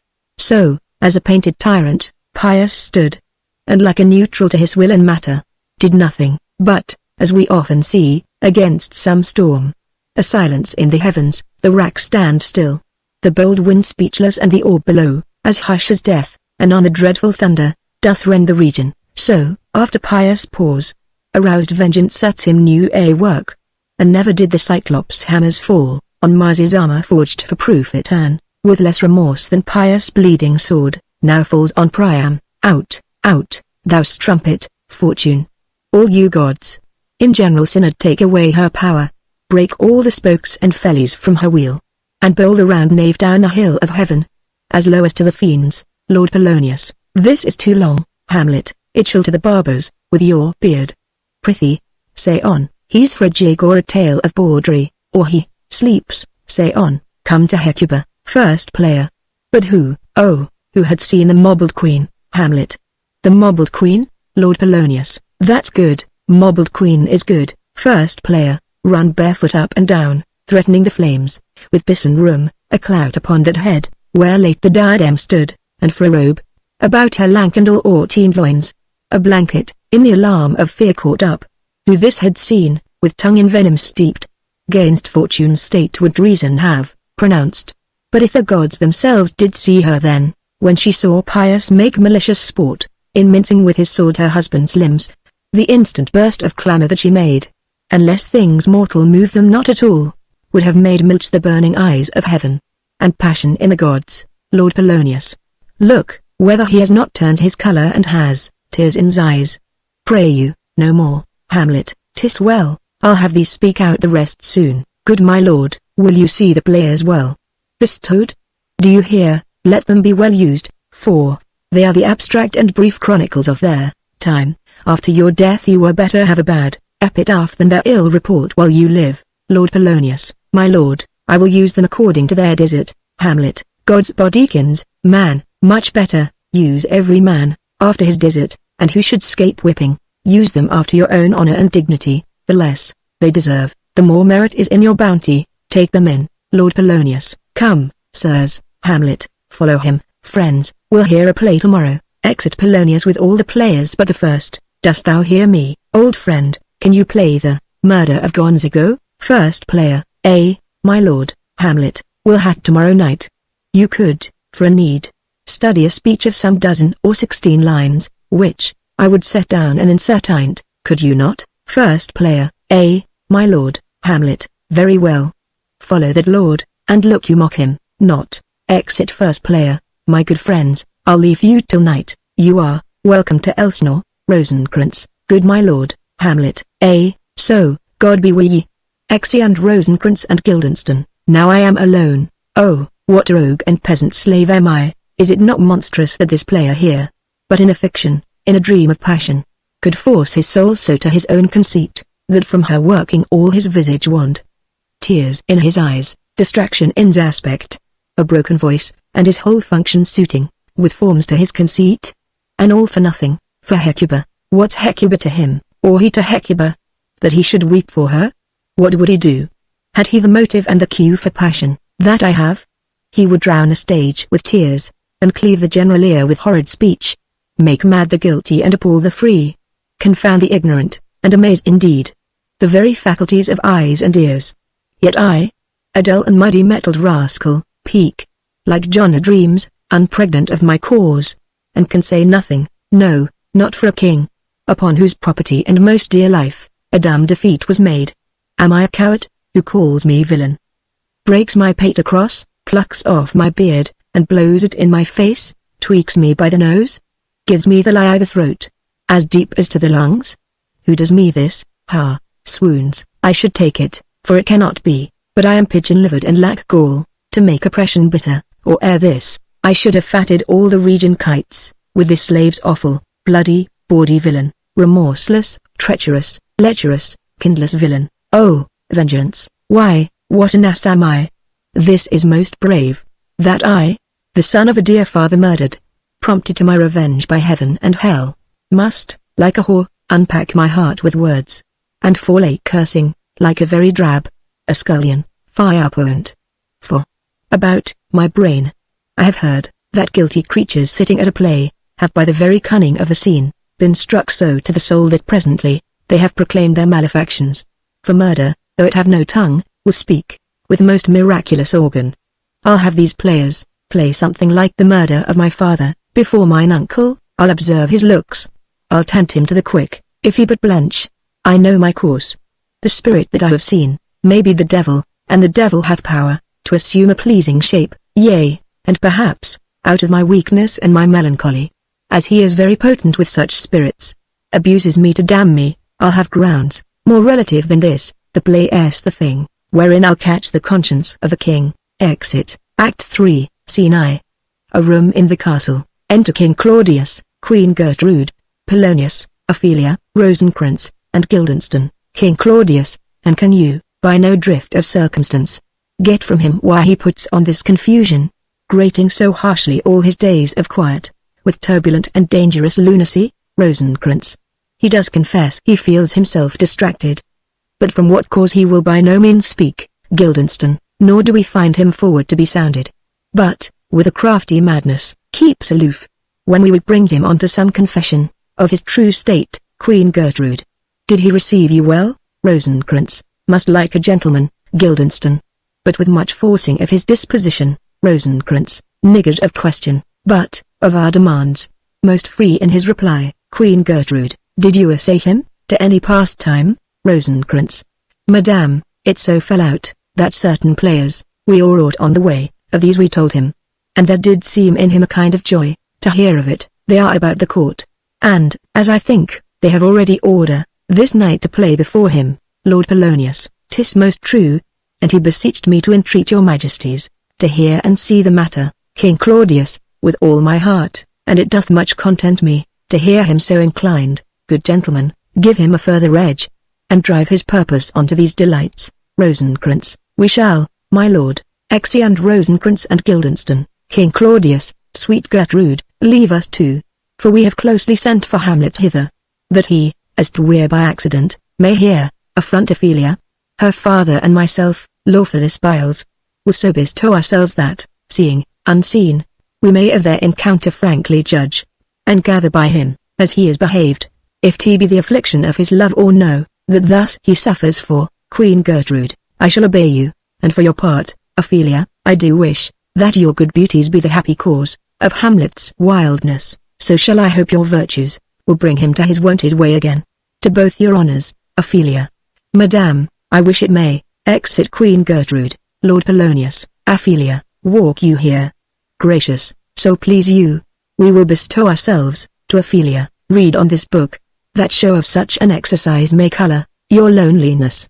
We're oft to blame in this comma, 'tis too much proved that with devotion's visage, and pious action we do sugar or, the devil himself, King Claudius, aside, oh, 'tis too true, how smart a lash that speech doth give my conscience, the harlot's cheek, beauty with plastering art, is not more ugly to the thing that helps it, than is my deed to my most painted word. O heavy burthen, Lord Polonius, I hear him coming, let's withdraw, my lord. Exeunt King Claudius and Polonius. Enter Hamlet. Hamlet, to be, or not to be, that is the question. Whether 'tis nobler in the mind to suffer the slings and arrows of outrageous fortune, or to take arms against a sea of troubles, and by opposing end them? To die, to sleep, no more, and by a sleep to say we end the heartache and the thousand natural shocks, that flesh is heir to, 'tis a consummation, devoutly to be wished. To die, to sleep, perchance to dream, there's the rub. For in that sleep of death what dreams may come, when we have shuffled off this mortal coil, must give us pause. There's the respect, that makes calamity of so long life. For who would bear the whips and scorns of time? The oppressor's wrong, the proud man's contumely? The pangs of despised love, the law's delay, the insolence of office and the spurns, that patient merit of the unworthy takes, when he himself might his quietus make, with a bare bodkin? Who would fardels bear, to grunt and sweat under a weary life? But that the dread of something after death, the undiscovered country from whose bourne no traveller returns, puzzles the will, and makes us rather bear those ills we have, than fly to others that we know not of. Thus conscience does make cowards of us all, and thus the native hue of resolution is sickle-eyed or with a pale cast of thought, and enterprises of great pith and moment, with this regard their currents turn awry, and lose the name of action. Soft you now, the fair Ophelia. Nymph, in thy orisons, be all my sins remembered. Ophelia, good my lord, how does your honor for this many a day? Hamlet, I humbly thank you. Well, Ophelia, my lord, I have remembrances of yours, that I have longed long to redeliver. I pray you, now receive them. Hamlet, no, not I. I never gave you aught. Ophelia, my honored lord, you know right well you did. And, with them, words of so sweet breath composed, as made the things more rich, their perfume lost. Take these again, for to the noble mind, rich gifts wax poor when givers prove unkind. There, my lord. Hamlet, ha.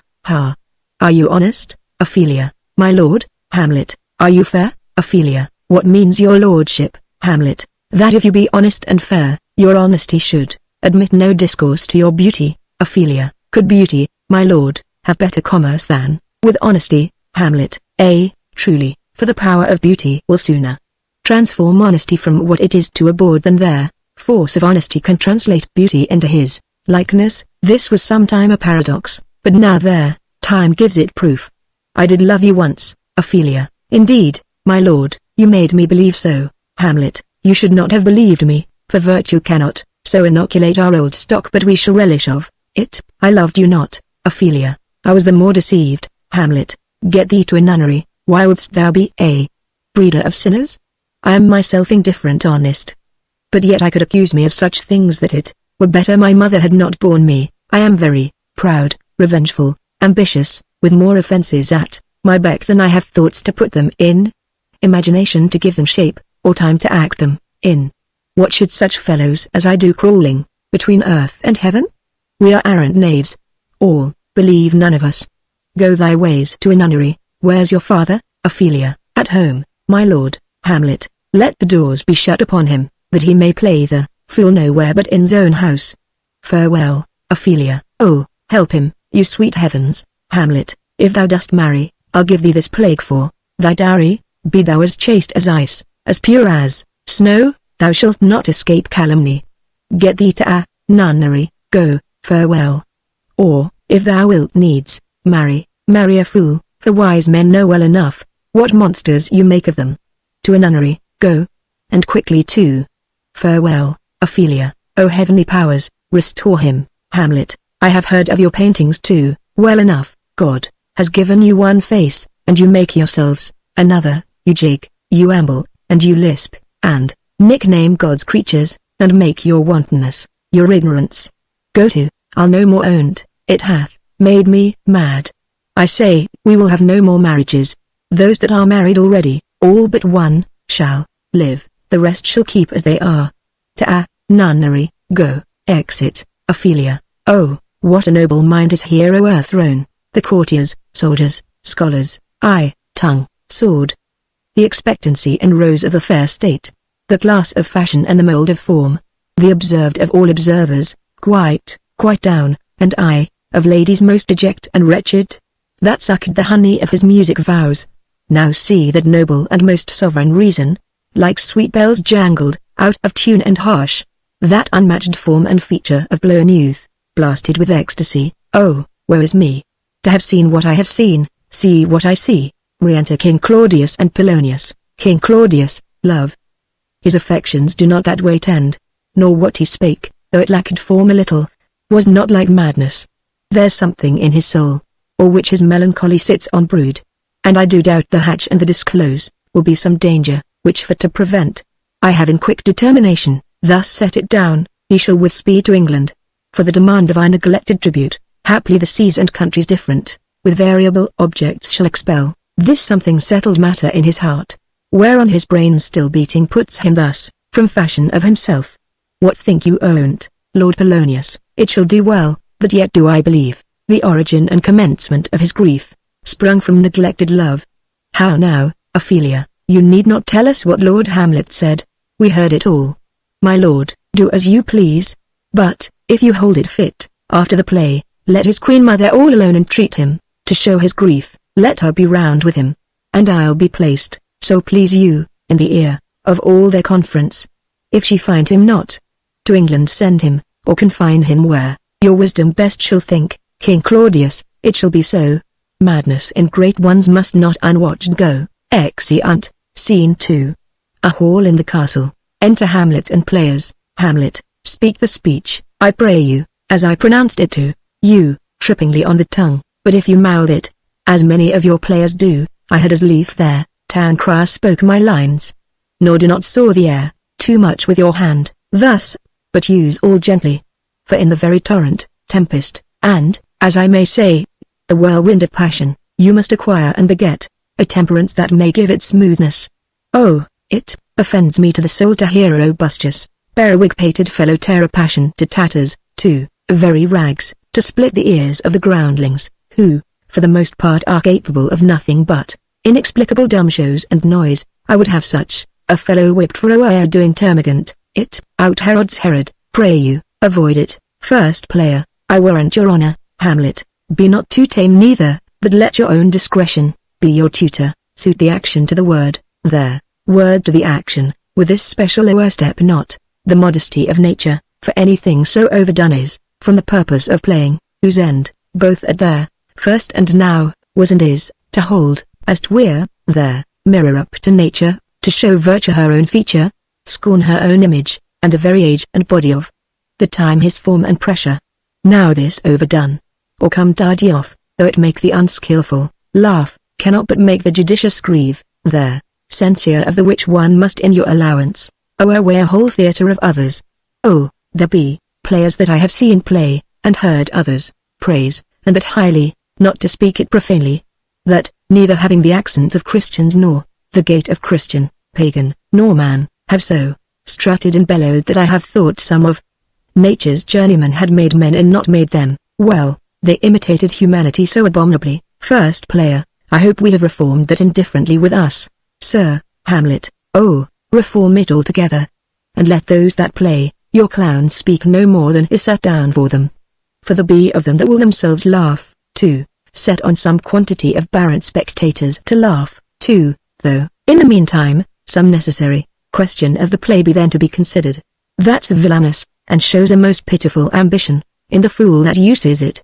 Go, make you ready, exeunt players, enter Polonius, Rosencrantz, and Guildenstern. How now, my lord? I will the king hear this piece of work, Lord Polonius, and the queen too, and that presently. Hamlet, bid the players make haste. Exit Polonius. Will you two help to hasten them? Rosencrantz, Guildenstern. We will, my lord. Exeunt Rosencrantz and Guildenstern. Hamlet, what ho! Horatio, enter Horatio. Horatio, here, sweet lord, at your service. Hamlet, Horatio, thou art e'en as just a man, as ere my conversation coped with all. Horatio, oh, my dear lord, Hamlet, nay, do not think I flatter. For what advancement may I hope from thee, that no revenue hast but thy good spirits, to feed and clothe thee? Why should the poor be flattered? No, let the candid tongue lick absurd pomp, and crook the pregnant hinges of the knee, where thrift may follow fawning. Dost thou hear? Since my dear soul was mistress of her choice, and could of men distinguish, her election hath sealed thee for herself, for thou hast been, as one, in suffering all that suffers nothing, a man that fortune's buffets and rewards hast ta'en with equal thanks, and blessed are those, whose blood and judgment are so well commingled, that they are not a pipe for fortune's finger, to sound what stop she please. Give me that man, that is not passion's slave, and I will wear him, in my heart's core, in my heart of heart, as I do thee. Something too much of this. There is a play tonight before the king. One scene of it comes near the circumstance, which I have told thee of my father's death. I prithee, when thou seest that act afoot, even with the very comment of thy soul, observe mine uncle, if his occulted guilt do not itself unkennel in one speech. It is a damned ghost that we have seen, and my imaginations are as foul as Vulcan's Stethy. Give him heedful note, for mine eyes will rivet to his face, and after we will both our judgments join, in censure of his seeming. Horatio, well, my lord, if he steal aught the whilst this play is playing, and scape detecting, I will pay the theft. Hamlet, they are coming to the play, I must be idle. Get you a place. Danish march. A flourish. Enter King Claudius, Queen Gertrude, Polonius, Ophelia, Rosencrantz, Guildenstern, and others. King Claudius, how fares our cousin Hamlet? Hamlet, excellent, I faith, of the chameleon's dish, I eat. The air, promise scrammed, you cannot feed Capon so. King Claudius, I have nothing with this answer. Hamlet, these words are not mine. Hamlet, no, nor mine now. To Polonius, my lord, you played once the university, you say? Lord Polonius, that did I, my lord, and was accounted a good actor. Hamlet, what did you enact? Lord Polonius, I did enact Julius Caesar. I was killed there. Capital, Brutus killed me. Hamlet, it was a brute part of him to kill so capital a calf. There. Be the players ready? Rosencrantz, my lord, they stay upon your patience. Queen Gertrude, come hither, my dear Hamlet, sit by me. Hamlet, no, good mother, here's metal more attractive. Lord Polonius, to King Claudius, oh, ho. Do you mark that? Hamlet, lady, shall I lie in your lap, lying down at Ophelia's feet? Ophelia, no, my lord. Hamlet, I mean, my head upon your lap. Ophelia, my lord. Hamlet, do you think I meant country matters? Ophelia, I think nothing, my lord. Hamlet, that's a fair thought to lie between maids' legs. Ophelia, what is, my lord? Hamlet, nothing. Ophelia, you are merry, my lord. Hamlet, who? I. Ophelia, my lord. Hamlet, oh God, you're only jig-maker. What should a man do, but be merry? For, look you, how cheerfully my mother looks, and my father died within these 2 hours. Ophelia, nay, 'tis twice 2 months, my lord. Hamlet, so long? Nay then, let the devil wear black, for I'll have a suit of sables. Oh heavens! Die 2 months ago, and not forgotten yet? Then as, hope a great man's memory may outlive his life half a year, but, by Our Lady, he must build churches. Then, or else shall he suffer not thinking on, with, the hobby horse, whose epitaph is for, oh, the hobby horse is forgot, hautboys play.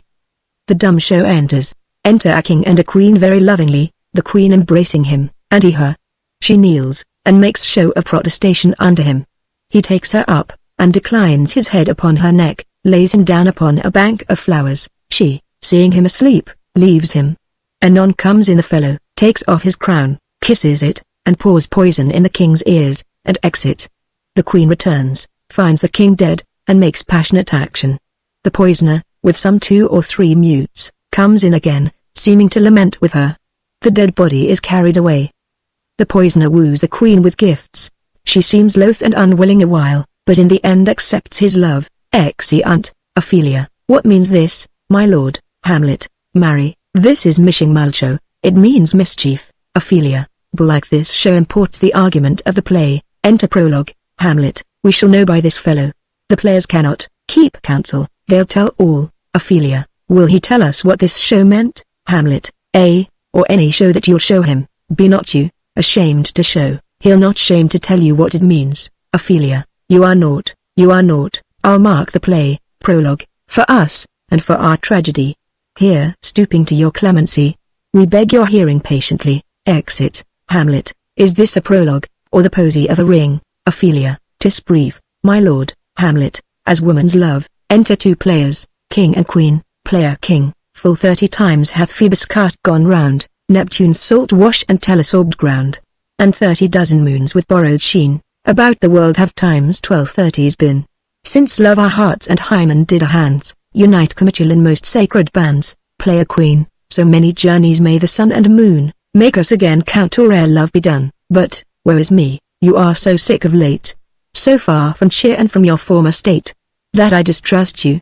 Yet, though I discomfort you, my lord, it nothing must, for women's fear and love holds quantity, in neither aught, or in extremity. Now, what my love is, proof hath made you know. And as my love is sized, my fear is so. Where love is great, the littlest doubts are fear. Where little fears grow great, great love grows there. Player king. Faith, I must leave thee, love, and shortly too. My operant powers their functions leave to do. And thou shalt live in this fair world behind, honored, beloved, and happily one as kind, for husband shalt thou. Player queen. Oh, confound the rest, such love must needs be treason in my breast. In second husband let me be accursed, none wed the second but who killed the first. Hamlet. Aside. Wormwood. Wormwood. Player queen. The instances that second marriage move, are base respects of thrift, but none of love. A second time I kill my husband dead, when second husband kisses me in bed. Player king. I do believe you think what now you speak, but what we do determine oft we break. Purpose is but the slave to memory, of violent birth, but poor validity, which now, like fruit unripe, sticks on the tree, but fall, unshaken, when they mellow be. Most necessary 'tis that we forget, to pay ourselves what to ourselves is debt, what to ourselves in passion we propose. The passion ending, doth the purpose lose, the violence of either grief or joy, their own enactures with themselves destroy. Where joy most revels, grief doth most lament. Grief joys, joy grieves, on slender accident. This world is not for aye, nor 'tis not strange, that even our loves should with our fortunes change.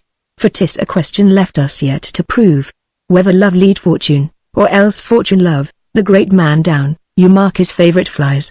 The poor advanced makes friends of enemies, and hitherto doth love on fortune tend. For who not needs shall never lack a friend, and who in want a hollow friend doth try, directly seasons him his enemy. But, orderly to end where I begun, our wills and fates do so contrary run, that our devices still are overthrown. Our thoughts are ours, their ends none of our own. So think thou wilt no second husband wed, but die thy thoughts when thy first lord is dead. Player queen. Nor earth to me give food, nor heaven light, sport and repose lock from me day and night. To desperation turn my trust and hope, an anchor's cheer in prison be my scope. Each opposite that blanks the face of joy, meet what I would have well and it destroy, both here and hence pursue me lasting strife.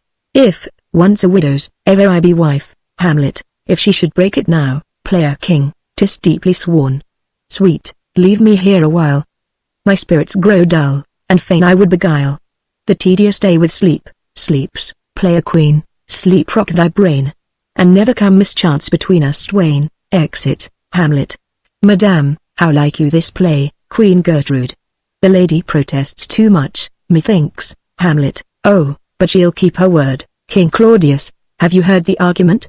Is there no offense in tea? Hamlet. No, no, they do but jest, poison in jest, no offense, either world. King Claudius, what do you call the play? Hamlet. The Mousetrap. Marry, how?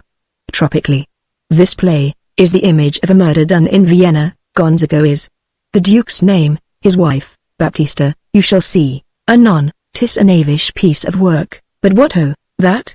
Your Majesty and we that have free souls, it touches us not. Let the galled jade wince, our withers are unwrung. Enter Lucianus. This is one Lucianus, nephew to the king. Ophelia, you are as good as a chorus, my lord. Hamlet, I could interpret between you and your love, if I could see the puppets dallying. Ophelia. You are keen, my lord. You are keen. Hamlet, it would cost you a groaning to take off my edge. Ophelia, still better, and worse. Hamlet, so you must take your husbands. Begin, murderer. Pox, leave thy damnable faces, and begin. Come, The croaking raven doth bellow for revenge. Lucianus, thoughts black, hands apartment, drugs fit, and time agreeing. Confederate season, else no creature seeing. Thou mixed rank, of midnight weeds collected, with Hecate span thrice blasted, thrice infected. Thy natural magic and dire property, on wholesome life usurp immediately, pours the poison into the sleeper's ears. Hamlet. He poisons him the garden for's estate.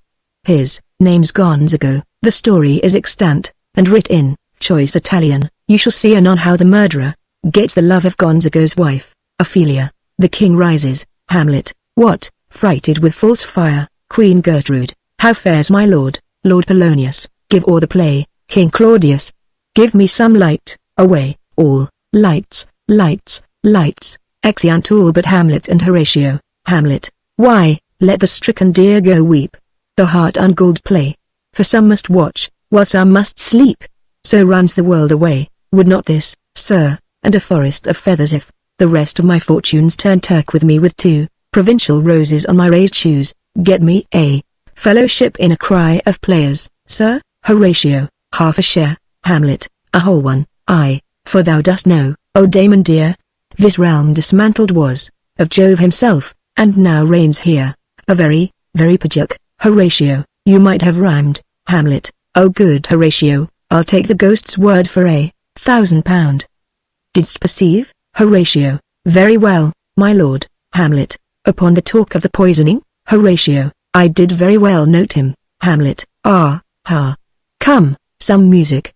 Come, the recorders, for if the king like not the comedy, why then, belike, he likes it not. Purdy, come, some music. Re-enter Rosencrantz and Guildenstern. Guildenstern, good my lord, vouchsafe me a word with you. Hamlet, sir, a whole history. Guildenstern, the king, sir, Hamlet, sir, what of him? Guildenstern, is in his retirement marvellous distempered. Hamlet, with drink, sir?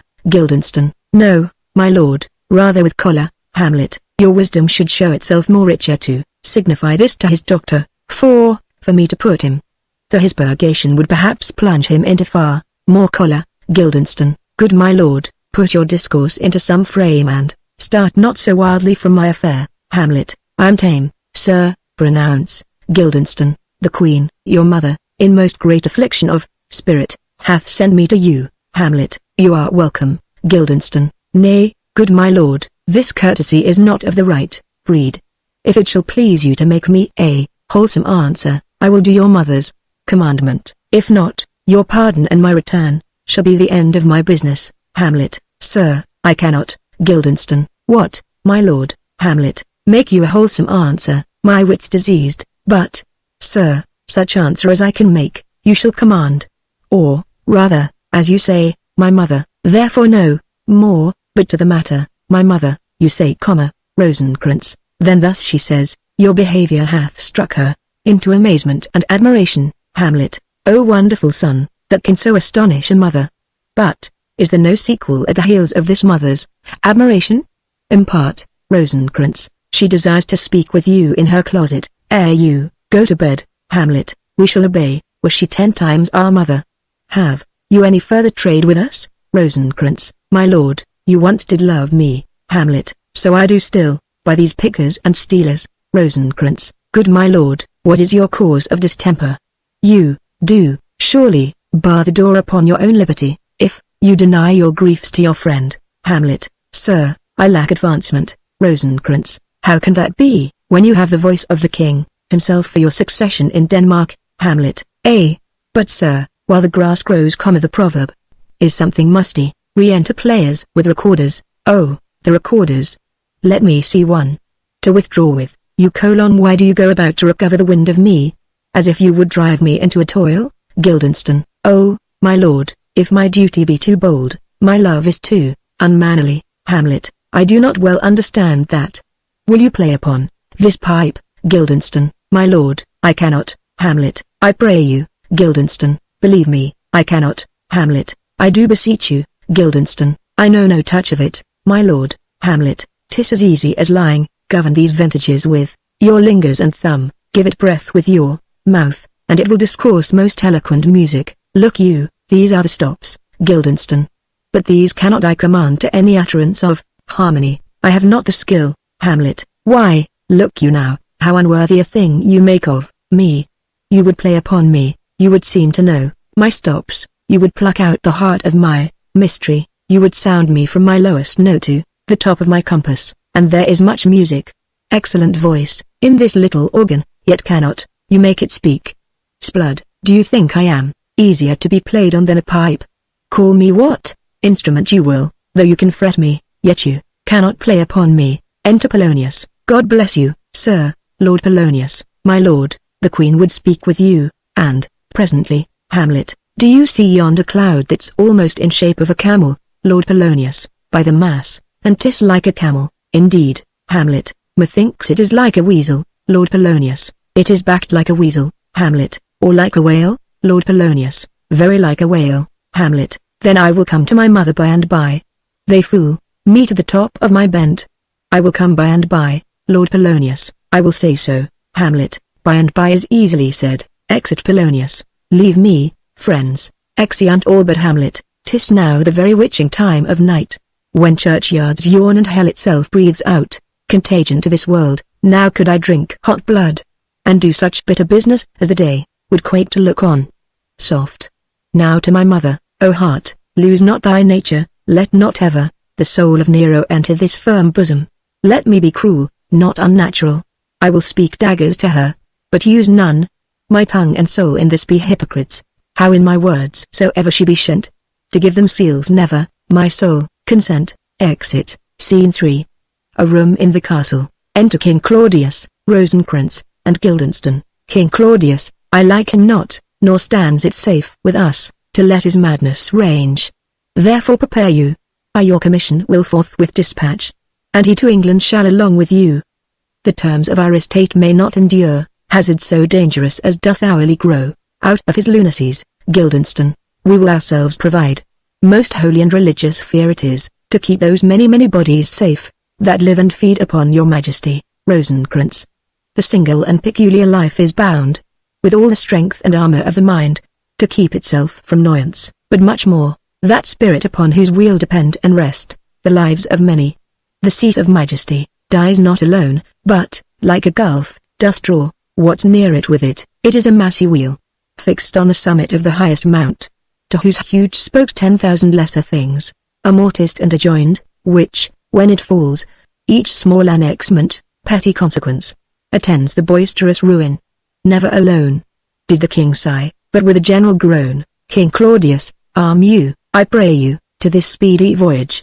For we will fetters put upon this fear, which now goes too free-footed. Rosencrantz Guildenstern, we will haste us. Exeunt Rosencrantz and Guildenstern. Enter Polonius. Lord Polonius, my lord, he's going to his mother's closet.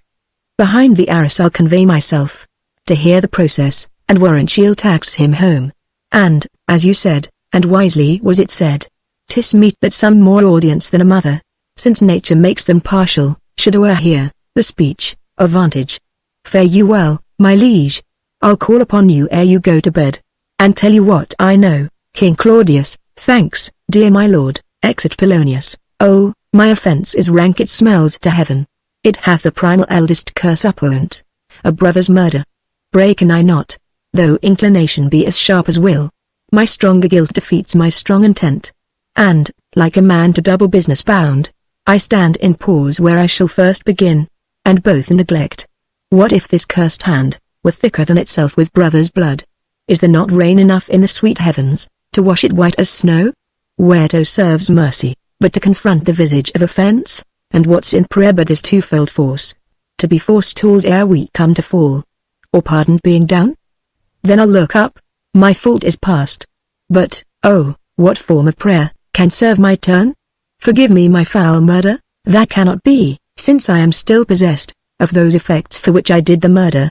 My crown, mine own ambition and my queen, may one be pardoned and retain the offence? In the corrupted currents of this world, offence's gilded hand may shove by justice, and oft 'tis seen the wicked prize itself, buys out the law, but 'tis not so above. There is no shuffling, there the action lies, in his true nature, and we ourselves compelled, even to the teeth and forehead of our faults, to give in evidence. What then? What rests? Try what repentance can, what can it not? Yet what can it when one cannot repent? O wretched state! O bosom black as death! O limed soul, that, struggling to be free, art more engaged. Help, angels! Make us a bow, stubborn knees, and heart with strings of steel.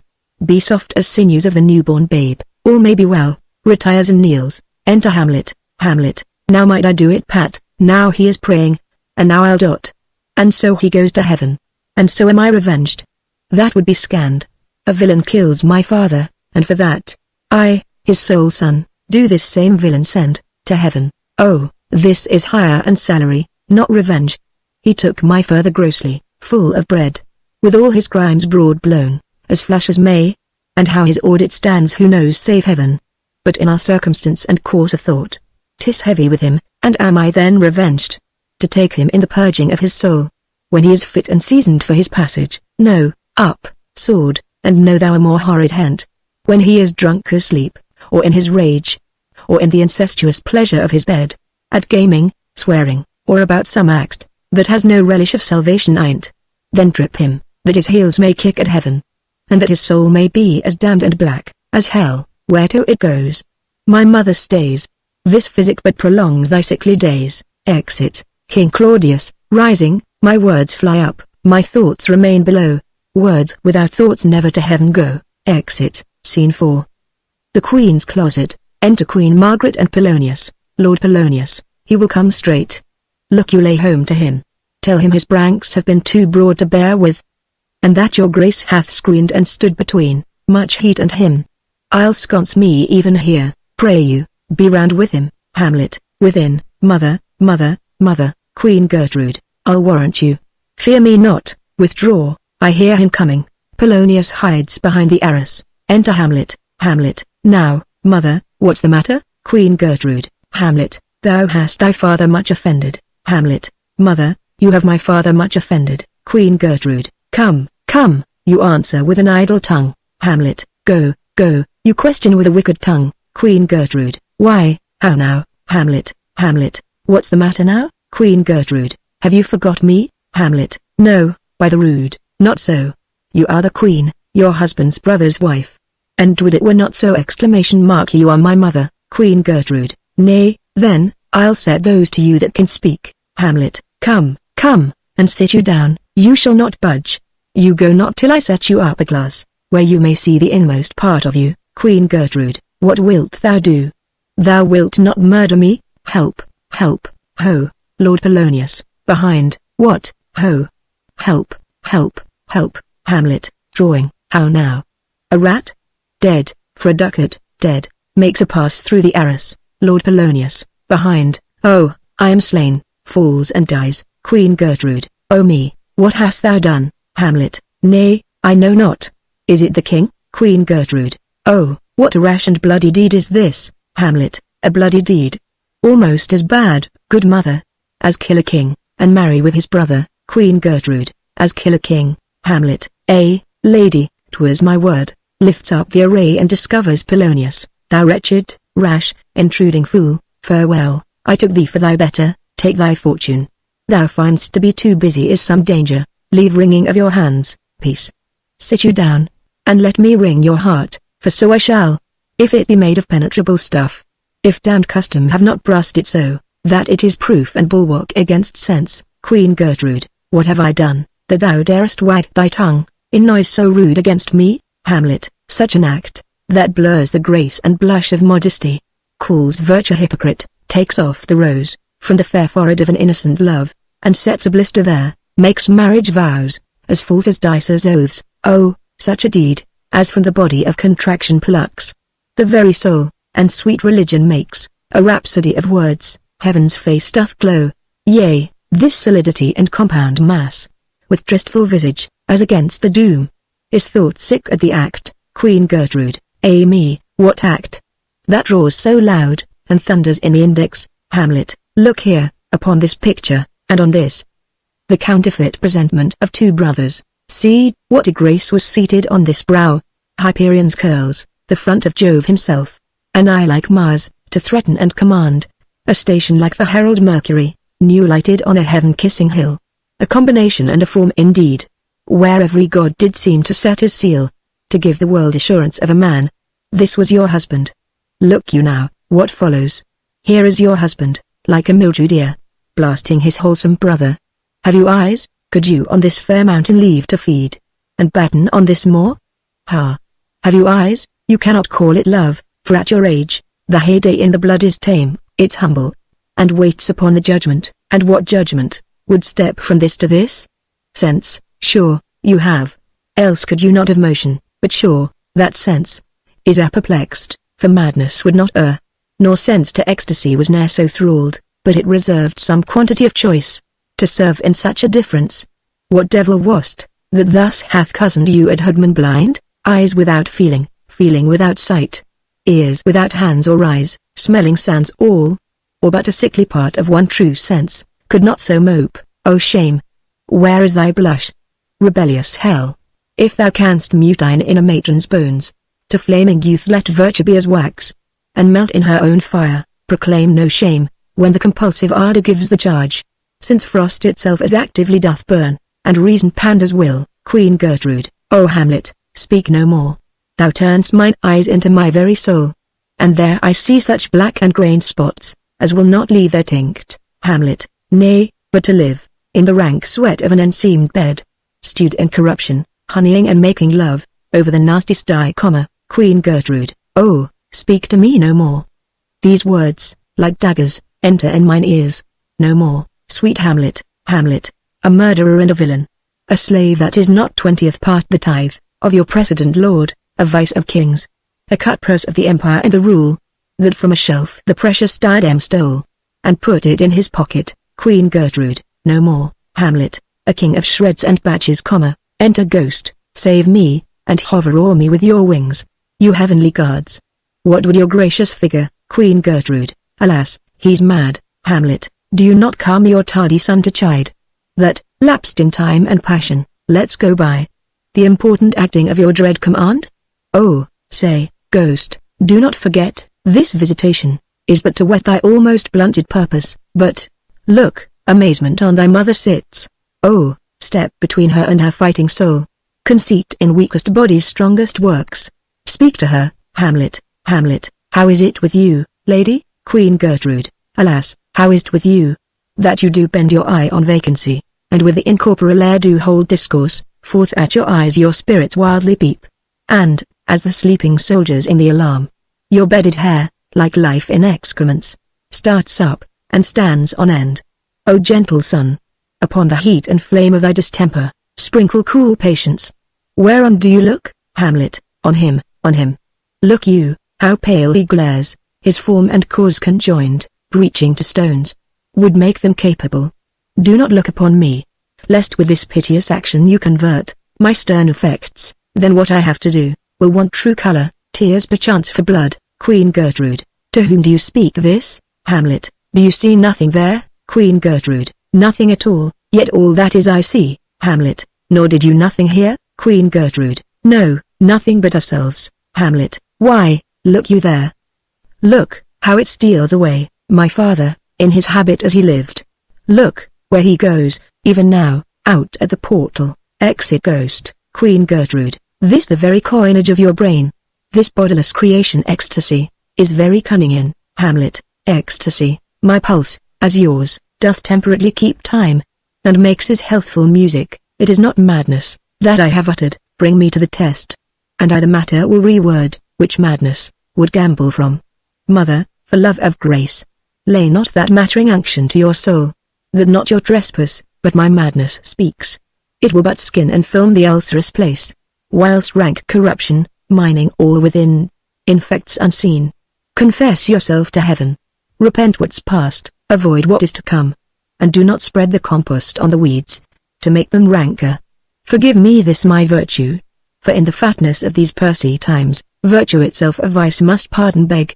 Yea, curb and woo for leave to do him good. Queen Gertrude, O Hamlet, thou hast cleft my heart in twain, Hamlet, oh, throw away the worser part of it, and live the purer with the other half. Good night, but go not to mine uncle's bed. Assume a virtue, if you have it not, that monster, custom, who all sense doth eat. Of habits devil, is angel yet in this, that to the use of actions fair and good, he likewise gives a frock or livery. that aptly is put on. Refrain tonight. And that shall lend a kind of easiness to the next abstinence. The next more easy, for use almost can change the stamp of nature. And either the devil, or throw him out, with wondrous potency. Once more, good night. And when you are desirous to be blessed, I'll blessing beg of you. For this same Lord, pointing to Polonius, I do repent, but heaven hath pleased it so, to punish me with this and this with me, that I must be their scourge and minister. I will bestow him, and will answer well, the death I gave him. So, again, good night. I must be cruel, only to be kind. Thus bad begins and worse remains behind. One word more, good lady, Queen Gertrude, what shall I do? Hamlet, not this, by no means, that I bid you do. Let the bloat king tempt you again to bed. Pinch wanton on your cheek, call you his mouse, and let him, for a pair of riachi kisses, or paddling in your neck with his damned fingers, make you travel all this matter out, that I essentially am not in madness, but mad in craft. 'Twere good you let him know, for who, that's but a queen, fair, sober, wise, would from a paddock, from a bat, a jib, such dear concernings hide? Who would do so? No, in despite of sense and secrecy, unpeg the basket on the house's top, let the birds fly, and, like the famous ape, to try conclusions, in the basket creep, and break your own neck down. Queen Gertrude, be thou assured, if words be made of breath, and breath of life, I have no life to breathe. What thou hast said to me, Hamlet, I must to England, you know that, Queen Gertrude, alack, I had forgot. 'Tis so concluded on, Hamlet, there's letters sealed, and my 2 schoolfellows, whom I will trust as I will add as fanged. They bear the mandate, they must sweep my way, and marshal me to knavery. Let it work, for 'tis the sport to have the engineer, hoist with his own petard, and he shall go hard, but I will delve 1 yard below their mines, and blow them at the moon. Oh, 'tis most sweet, when in one line 2 crafts directly meet. This man shall set me packing. I'll lug the guts into the neighbor room. Mother, good night. Indeed this counselor, is now most still, most secret and most grave, who was in life a foolish prating knave. Come, sir, to draw toward an end with you. Good night, mother. Exeunt severally. Hamlet dragging in Polonius. Act 4, Scene I. A room in the castle. Enter King Claudius, Queen Gertrude, Rosencrantz, and Guildenstern. King Claudius. There's matter in these sighs, these profound heaves. You must translate, 'tis fit we understand them. Where is your son, Queen Gertrude? Bestow this place on us a little while. Exeunt Rosencrantz and Guildenstern. Ah, my good lord, what have I seen tonight? King Claudius. What, Gertrude? How does Hamlet, Queen Gertrude, mad as the sea and wind, when both contend, which is the mightier, in his lawless fit? Behind the arras hearing something stir, whips out his rapier, cries, a rat, and, in this brainish apprehension, kills the unseen good old man. King Claudius, oh heavy deed, it had been so with us, had we been there. His liberty is full of threats to all. To you yourself, to us, to everyone. Alas, how shall this bloody deed be answered? It will be laid to us, whose providence should have kept short, restrained and out of haunt this mad young man, that so much was our love. We would not understand what was most fit, but, like the owner of a foul disease, to keep it from divulging, let it feed, even on the pith of life. Where is he gone, Queen Gertrude, to draw apart the body he hath killed, or whom his very madness, like some ore, among a mineral of metals base, shows itself pure? He weeps for what is done. King Claudius, O Gertrude, come away, the sun no sooner shall the mountains touch, but we will ship him hence, and this vile deed, we must, with all our majesty and skill, both countenance and excuse. Ha, Guildenstern, re-enter Rosencrantz and Guildenstern, friends both, go join you with some further aid. Hamlet in madness hath Polonius slain, and from his mother's closet hath he dragged him. Go seek him out, speak fair, and bring the body into the chapel. I pray you, haste in this. Exeunt Rosencrantz and Guildenstern. Come, Gertrude, we'll call up our wisest friends, and let them know, both what we mean to do, and what's untimely done. Oh, come away, my soul is full of discord and dismay. Exeunt. Scene 2. Another room in the castle. Enter Hamlet. Hamlet, safely stowed, Rosencrantz, Guildenstern. Within, Hamlet. Lord Hamlet, Hamlet, what noise? Who calls on Hamlet? Oh, here they come. Enter Rosencrantz and Guildenstern. Rosencrantz, what have you done, my lord, with the dead body? Hamlet. Compounded it with dust. Where to 'tis kin, Rosencrantz, tell us where 'tis, that we may take it thence, and bear it to the chapel. Hamlet. Do not believe it, Rosencrantz. Believe what? Hamlet. That I can keep your counsel and not mine own. Besides, to be demanded of a sponge. What? Replication should be made by the son of a king? Rosencrantz. Take you me for a sponge, my lord? Hamlet. Sir, that soaks up the king's countenance, his rewards, his authorities. But such officers do their king best service in the end.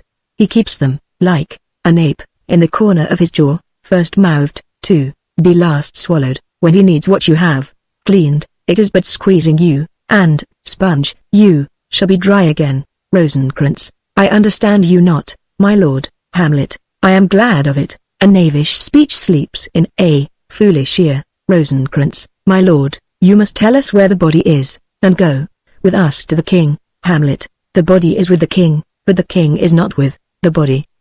The king is a thing, Guildenstern, a thing, my lord. Hamlet. Of nothing. Bring me to him. Hyde Fox, and all after. Exeunt. Scene 3. Another room in the castle. Enter King Claudius, attended. King Claudius. I have sent to seek him, and to find the body. How dangerous is it that this man goes loose, yet must not we put the strong law on him? He's loved of the distracted multitude, who like not in their judgment, but their eyes. And where 'tis so, the offender's scourge is weighed, but never the offense.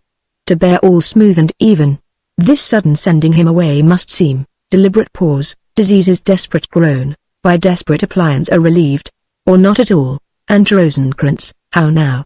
What hath befall, Rosencrantz, where the dead body is bestowed, my lord?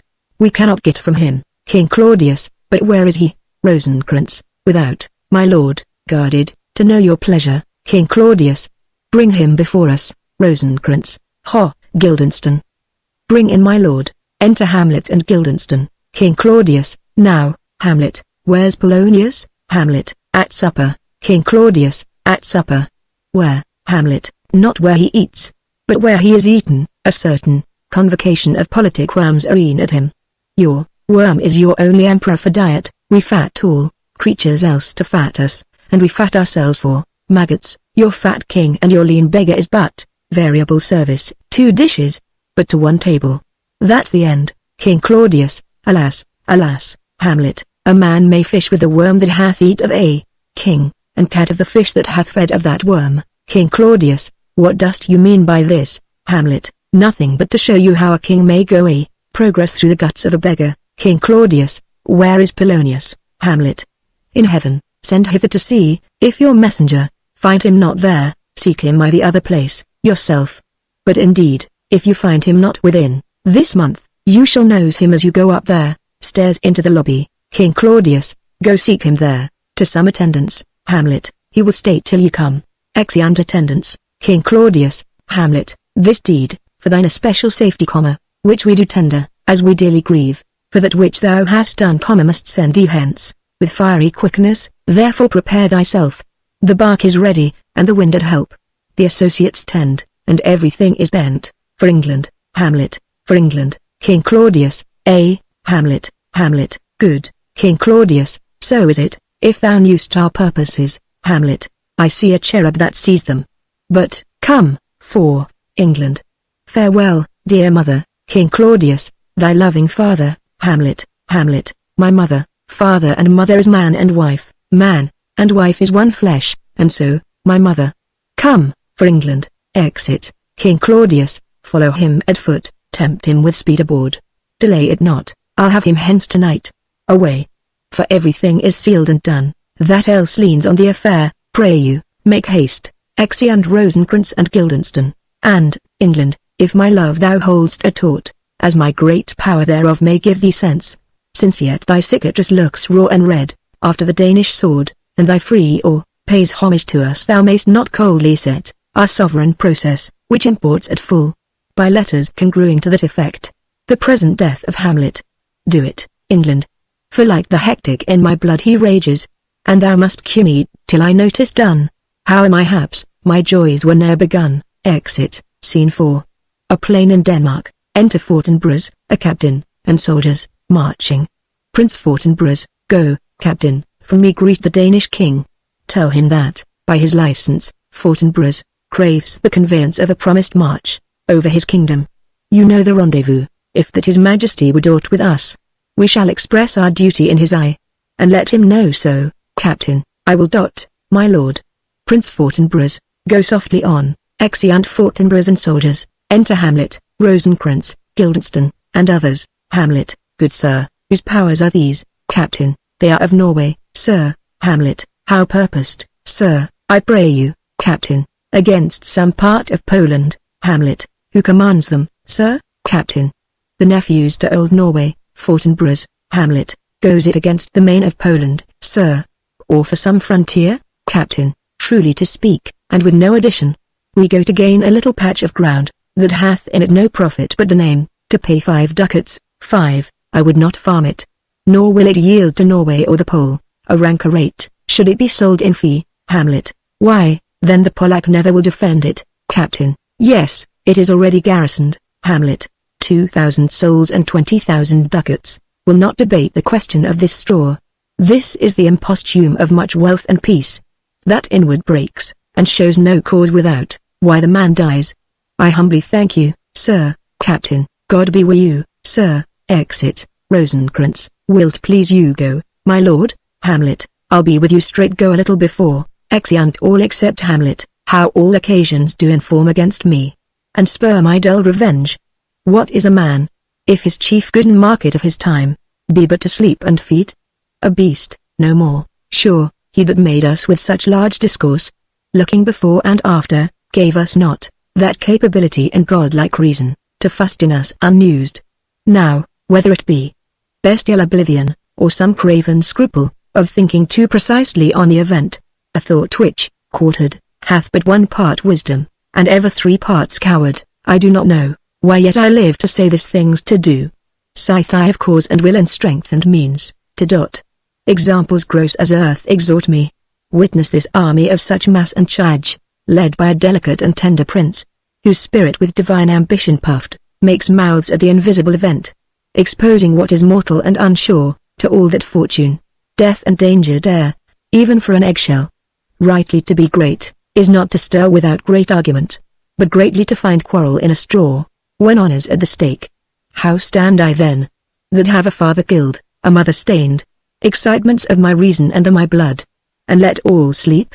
While, to my shame, I see the imminent death of 20,000 men, that, for a fantasy and trick of fame, go to their graves like beds, fight for a plot, whereon the numbers cannot try the cause, which is not tomb enough and continent, to hide the slain?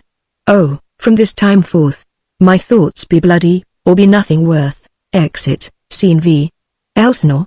A room in the castle. Enter Queen Gertrude, Horatio, and a gentleman. Queen Gertrude, I will not speak with her, gentlemen. She is importunate, indeed distract.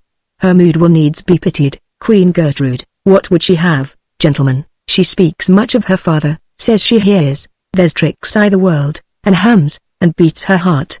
Spurns enviously at straws, speaks things in doubt, that carry but half sense.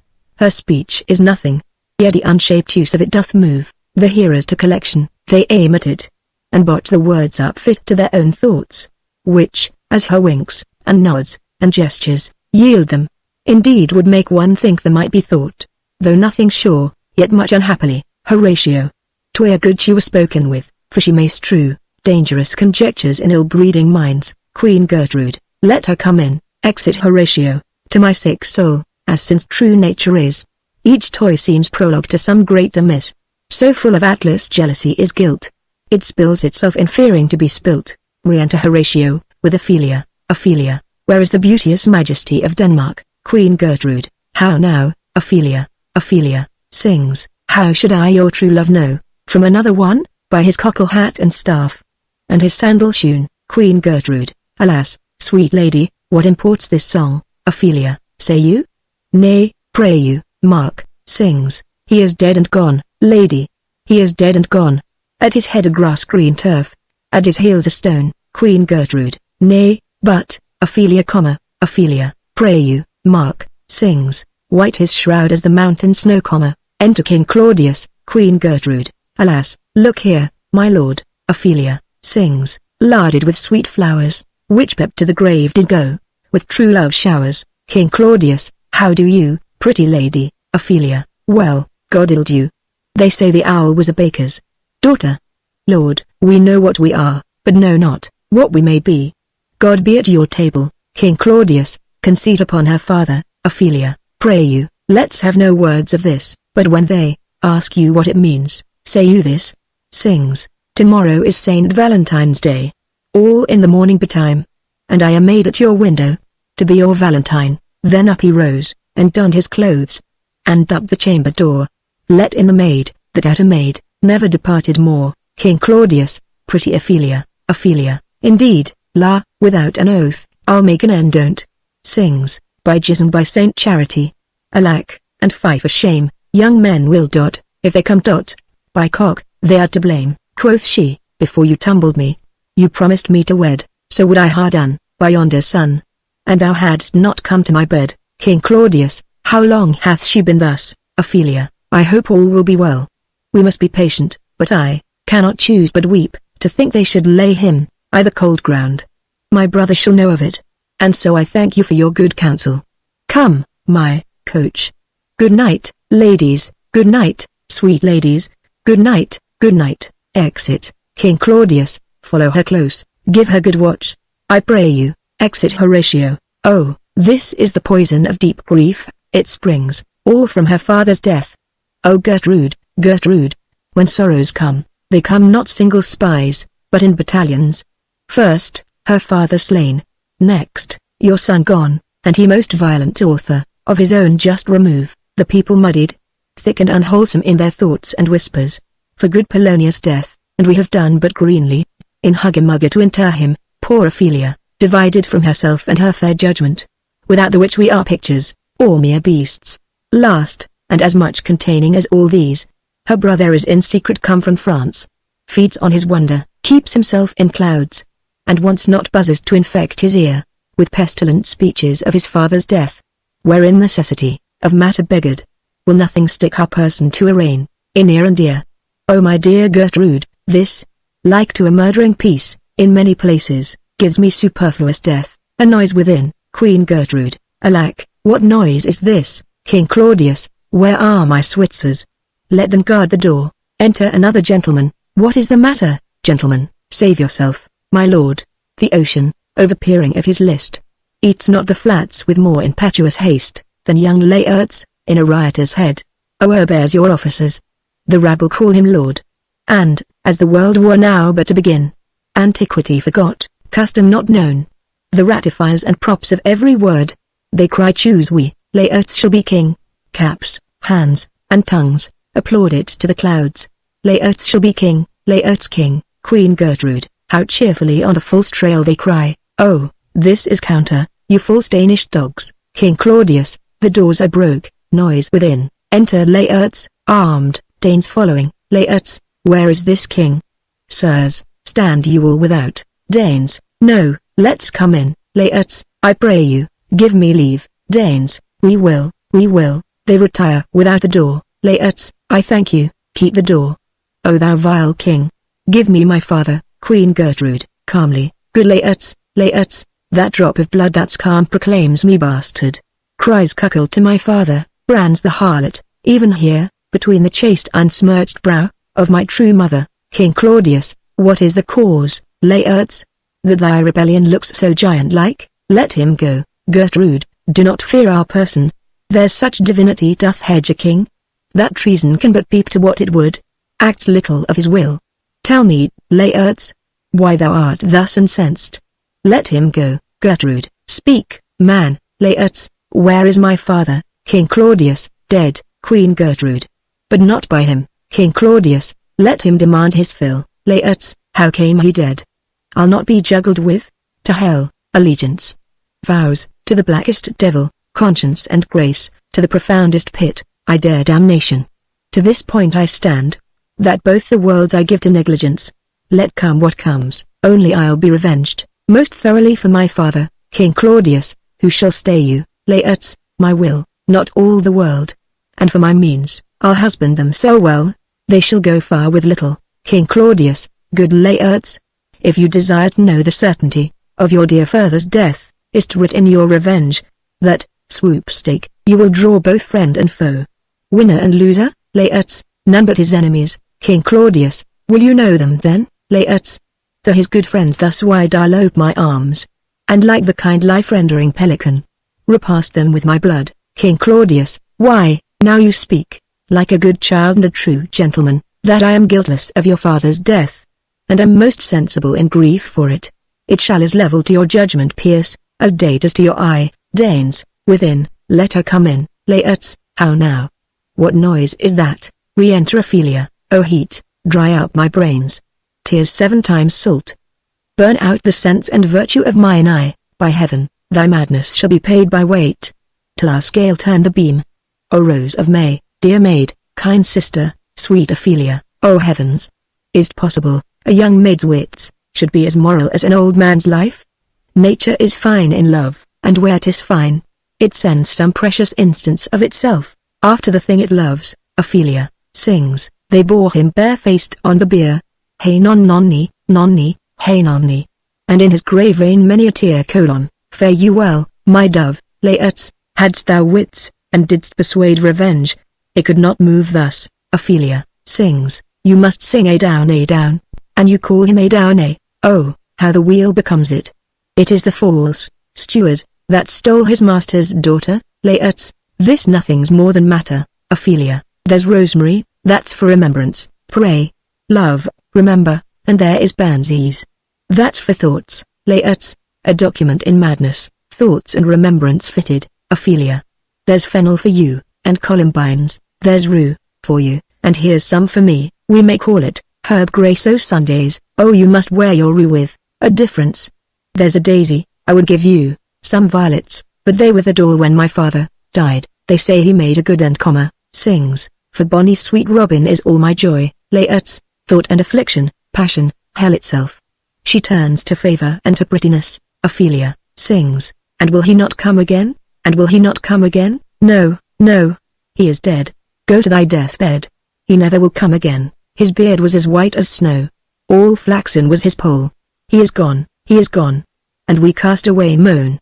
God ha' mercy on his soul, and of all Christian souls, I pray God. God be with ye. Exit. Laertes, do you see this, O God? King Claudius, Laertes, I must commune with your grief, or you deny me right. Go but apart. Make choice of whom your wisest friends you will, and they shall hear and judge twixt you and me. If by direct or by collateral hand, they find us touched, we will our kingdom give, our crown, our life, and all that we can ours, to you in satisfaction. But if not, be you content to lend your patience to us, and we shall jointly labor with your soul, to give it due content. Laertes, let this be so. His means of death, his obscure funeral, no trophy, sword, nor hatchment or his bones, no noble rite nor formal ostentation, cry to be heard, as to wear from heaven to earth. That I must call't in question. King Claudius, so you shall. And where the offense is let the great axe fall. I pray you, go with me. Exeunt. Scene vi. Another room in the castle. Enter Horatio and a servant. Horatio, what are they that would speak with me? Servant, sailors, sir, they say they have letters for you. Horatio, let them come in. Exit servant, I do not know from what part of the world I should be greeted, if not from Lord Hamlet. Enter sailors. First sailor, God bless you, sir. Horatio, let him bless thee too. First sailor, he shall, sir, and please him. There's a letter for you, sir, it comes from the ambassador that was bound for England. If your name be Horatio, as I am, let to know it is. Horatio, reads, Horatio, when thou shalt have overlooked this, give these fellows some means to the king. They have letters for him. Ere we were 2 days old, at sea, a pirate of very warlike appointment gave us chase. Finding ourselves too slow of sail, we put on a compelled valor, and in the grapple I boarded them. On the instant they got clear of our ship, so I alone became their prisoner. They have dealt with me like thieves of mercy, but they knew what they did. I am to do a good turn for them. Let the king have the letters I have sent, and repair thou to me, with as much speed as thou wouldst fly death. I have words to speak in thine ear will make thee dumb, yet are they much too light for the bore of the matter. These good fellows will bring thee, where I am. Rosencrantz and Guildenstern hold their course for England, of them I have much to tell thee. Farewell. He that thou knowest thine, Hamlet, come, I will make you way for these your letters.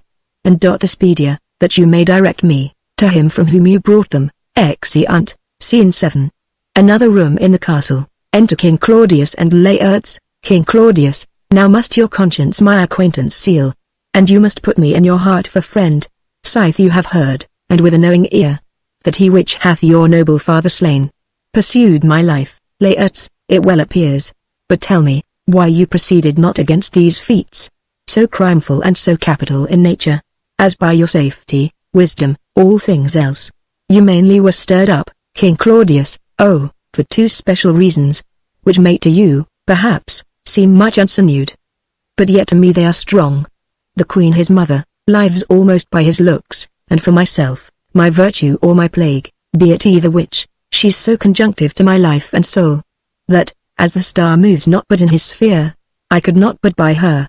The other motive, why to a public count I might not go, is the great love the general gender bear him, who, dipping all his faults in their affection, would, like the spring that turneth wood to stone, convert his gibes to graces, so that my arrows, too slightly timbered for so loud a wind, would have reverted to my bow again, and not where I had aimed them. Laertes, and so have I a noble father lost, a sister driven into desperate terms, whose worth, if praises may go back again, stood challenger on mount of all the age, for her perfections. But my revenge will come. King Claudius, break not your sleeps for that. You must not think that we are made of stuff so flat and dull, that we can let our beard be shook with danger, and think it pastime. You shortly shall hear more. I loved your father, and we love ourself, and that, I hope, will teach you to imagine. Enter a messenger. How now? What news, messenger? Letters, my lord, from Hamlet. This to your majesty, this to the queen. King Claudius, from Hamlet. Who brought them, messenger? Sailors, my lord, they say. I saw them not. They were given me by Claudio. He received them, of him that brought them. King Claudius, Laertes, you shall hear them. Leave us. Exit messenger, reads, high and mighty, you shall know I am set naked on your kingdom. Tomorrow shall I beg leave to see your kingly eyes, when I shall, first asking your pardon thereunto, recount the occasion of my sudden, and more strange return. Hamlet, what should this mean? Are all the rest come back, or is it some abuse, and no such thing? Laertes, know you the hand, King Claudius, 'tis Hamlet's character. Naked, and in a postscript here, he says alone, can you advise me? Laertes, I'm lost in it, my lord. But let him come. It warms the very sickness in my heart, that I shall live and tell him to his teeth. Thus diedest thou, King Claudius, if it be so. Laertes, as how should it be so? How otherwise? Will you be ruled by me? Laertes, my lord. So you will not o'er rule me to a peace. King Claudius, to thine own peace. If he be now returned, as checking at his voyage, and that he means no more to undertake it, I will work him to an exploit, now ripe in my device, under the which he shall not choose but fall, and for his death no wind of blame shall breathe.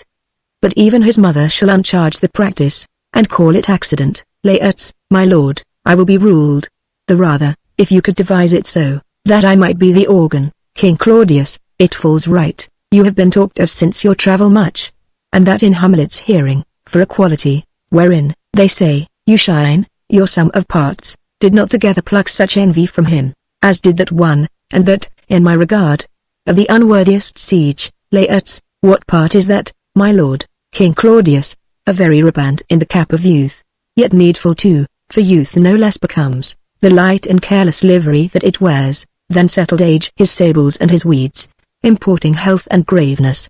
2 months since, here was a gentleman of Normandy : I've seen myself, and served against the French, and they can well on horseback, but this gallant had witchcraft in't. He grew unto his seat, and to such wondrous doing brought his horse, as he had been encorpsed and demi-natured, with a brave beast. So far he topped my thought, that I, in forgery of shapes and tricks, come short of what he did. Laertes, a Norman was't? King Claudius, a Norman. Laertes, upon my life, Limond. King Claudius, the very same. Laertes, I know him well, he is the brooch indeed, and gem of all the nation. King Claudius, he made confession of you, and gave you such a masterly report, for art and exercise in your defense, and for your rapier most especially, that he cried out, 'Twould be a sight indeed, if one could match you, the scrammers of their nation.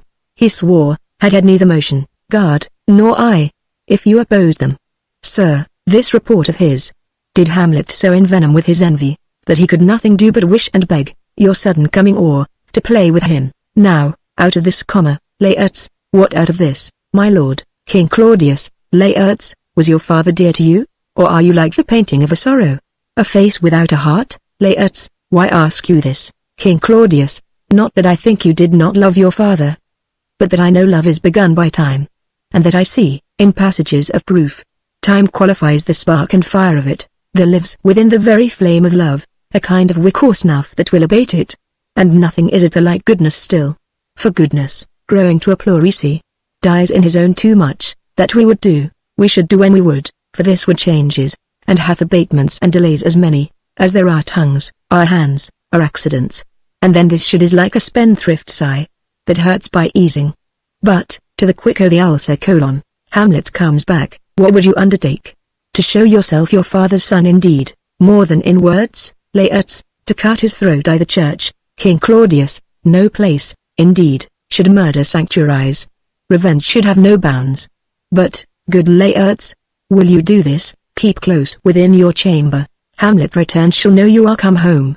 Will put on those shall praise your excellence, and set a double varnish on the fame the Frenchman gave you, bring you in fine together, and wager on your heads. He, being remiss, most generous and free from all contriving, will not peruse the foils, so that, with ease, or with a little shuffling, you may choose a sword unbaited, and in a pass of practice, requite him for your father. Laertes, I will dot. And, for that purpose, I'll anoint my sword. I bought an unction of a mountebank, so mortal that, but dip a knife in it, where it draws blood no cataplasm so rare, collected from all simples that have virtue, under the moon, can save the thing from death, that is but scratched with all. I'll touch my point, with this contagion, that, if I gall him slightly, it may be death. King Claudius, let's further think of this. Weigh what convenience both of time and means, may fit us to our shape, if this should fail, and that our drift look through our bad performance. 'Twere better not essayed, therefore this project, should have a back or second, that might hold, if this should blast and prove soft. Let me see, we'll make a solemn wager on your cunnings, when in your motion you are hot and dry, as make your bouts more violent to that end, and that he calls for drink, I'll have prepared him, a chalice for the nonce, whereon but sipping, if he by chance escape your venomed stuck, our purpose may hold there. Enter Queen Gertrude. How now, sweet Queen, Queen Gertrude, one woe doth tread upon another's heel, so fast they follow, your sister's drowned. Laertes, Laertes, drowned. Oh, where, Queen Gertrude? There is a willow grows aslant a brook, that shows his hoar leaves in the glassy stream. There with fantastic garlands did she come, of grow flowers, nettles, daisies, and long purples, that liberal shepherds give a grosser name, but our cold maids do dead men's fingers call them. There, on the pendant boughs her coronet weeds, clambering to hang, an envious sliver broke, when down her weedy trophies and herself, fell in the weeping brook. Her clothes spread wide, and, mermaid-like, awhile they bore her up, which time she chanted snatches of old tunes, as one incapable of her own distress, or like a creature native and endued, unto that element, but long it could not be, till that her garments, heavy with their drink, pulled the poor wretch from her melodious lay, to muddy death. Laertes, alas, then, she is drowned, Queen Gertrude, drowned, drowned. Laertes, too much of water hast thou, poor Ophelia, and therefore I forbid my tears, but yet, it is our trick, nature her custom holds. Let shame say what it will, when these are gone, the woman will be out. Adieu, my lord, I have a speech of fire, that fain would blaze, but that this folly doubts it. Exit. King Claudius, let's follow. Gertrude, how much I had to do to calm his rage, now fear I this will give it start again, therefore let's follow. Exeunt. Act 5, Scene I. A churchyard. Enter two clowns, with spades, and see, first clown, is she to be buried in Christian burial that, wilfully seeks her own salvation? Second clown, I tell thee she is, and therefore make her grave straight. The crowner hath sat on her, and finds it Christian burial. First clown, how can that be? unless she drowned herself in her own defense. Second clown. Why, 'tis found so. First clown. It must be se offendendos, it cannot be else. 4. Here lies the point. If I drown myself wittingly, it argues an act, and an act hath 3 branches. It is to act, to do, to perform. Argle, she drowned herself wittingly. Second clown. Nay, but hear you, goodman delve a comma. First clown. Give me leave. Here lies the water. Good. Here stands the man. Good. If the man go to this water and drown himself, it is, will he, nil he goes, mark you that. But if the water come to him and drown him, he drowns not himself. Argle, he that is not guilty of his own death shortens not his own life. Second clown. But is this law? First clown. Marry, is't, crowner's quest law. Second clown. Will you ha the truth on't? If this had not been a gentlewoman, she should have been buried out Christian burial. First clown. Why, the thou say'st, and the more pity that great folk should have countenance in this world to drown or hang themselves, more than their even Christian. Come, my spade. There is no ancient gentleman but gardeners, ditchers, and grave makers. They hold up Adam's profession. Second clown. Was he a gentleman? First clown. He was the first that ever bore arms. Second clown. Why, he had none. First clown. What, art a heathen? How dost thou understand their scripture? The scripture says Adam digged. Could he dig without arms? I'll put another question to thee, if thou answerest me not to their purpose, confess thyself. Second clown. Go to. First clown. What is he that builds stronger than either their mason, the shipwright, or the carpenter? Second clown. The gallows maker, for that frame outlives 1,000 tenants. First clown. I like thy wit well. In good faith, the gallows does well, but how does it well?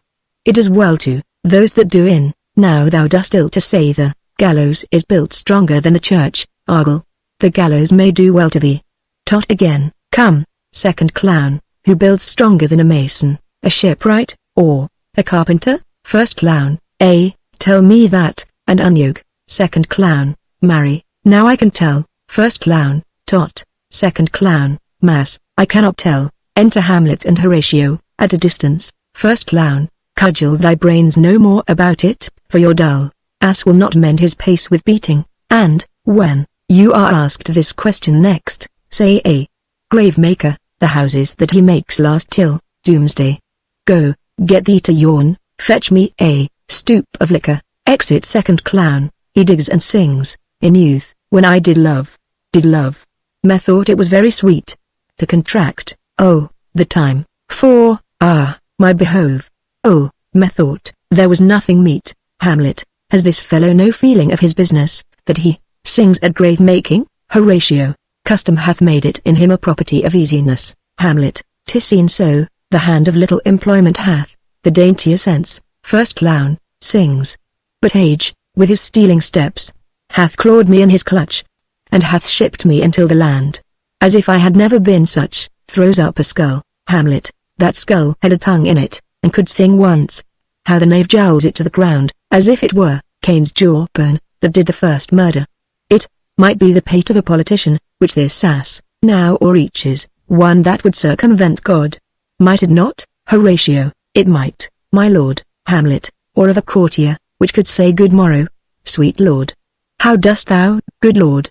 This might be my lord such a one, that praised my lord, such a one's horse, when he meant to beg it. Might it not? Horatio. My lord. Hamlet. Why, e'en so, and now my lady worms, chapless, and knocked about the mazard with a sexton's spade. Here's fine revolution, and we had the trick to set. Did these bones cost no more the breeding, but to play at log-gats with them? Mine ache to think con't. First clown. Sings. A pickaxe, and a spade, for and a shrouding sheet. Oh, a pit of clay for to be made, for such a guest is meet. Throws up another skull. Hamlet. There's another. Why may not that be the skull of a lawyer? Where be his quiddities now, his quillets, his cases, his tenures, and his tricks? Why does he suffer this rude knave now to knock him about the sconce with a dirty shovel, and will not tell him of his action of battery? This fellow might be, in's time, a great buyer of land, with his statutes, his recognizances, his fines, his double vouchers, his recoveries, is this the fine of his fines, and the recovery of his recoveries, to have his fine paid full of fine dirt? Will his vouchers vouch him no more of his purchases, and double ones too, than the length and breadth of a pair of indentures? Their very conveyances of his lands will hardly lie in this box, and must the inheritor himself have no more? Horatio, not a jot more, my lord. Hamlet, is not parchment made of sheepskins? Horatio, my lord, and of calfskins too. Hamlet, they are sheep and calves which seek out assurance in that. I will speak to this fellow.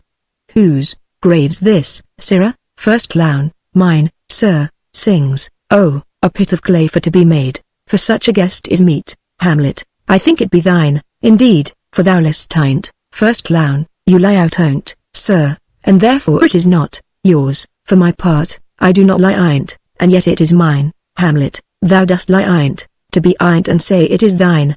'Tis for the dead, not for the quick, therefore thou liest. First clown, 'tis a quick lie, sir, 'twill away gain, from me to you. Hamlet, what man dost thou dig it for? First clown, for no man, sir. Hamlet, what woman, then? First clown, for none, neither. Hamlet, who is to be buried in't? First clown, one that was a woman, sir, but, rest her soul, she's dead. Hamlet, how absolute the knave is. We must speak by their card, or equivocation will undo us. By the Lord, Horatio, these are 3 years I have taken a note of it. The age is grown so picked that the toe of the peasant comes so near the heel of the courtier, he gaffs his kibe.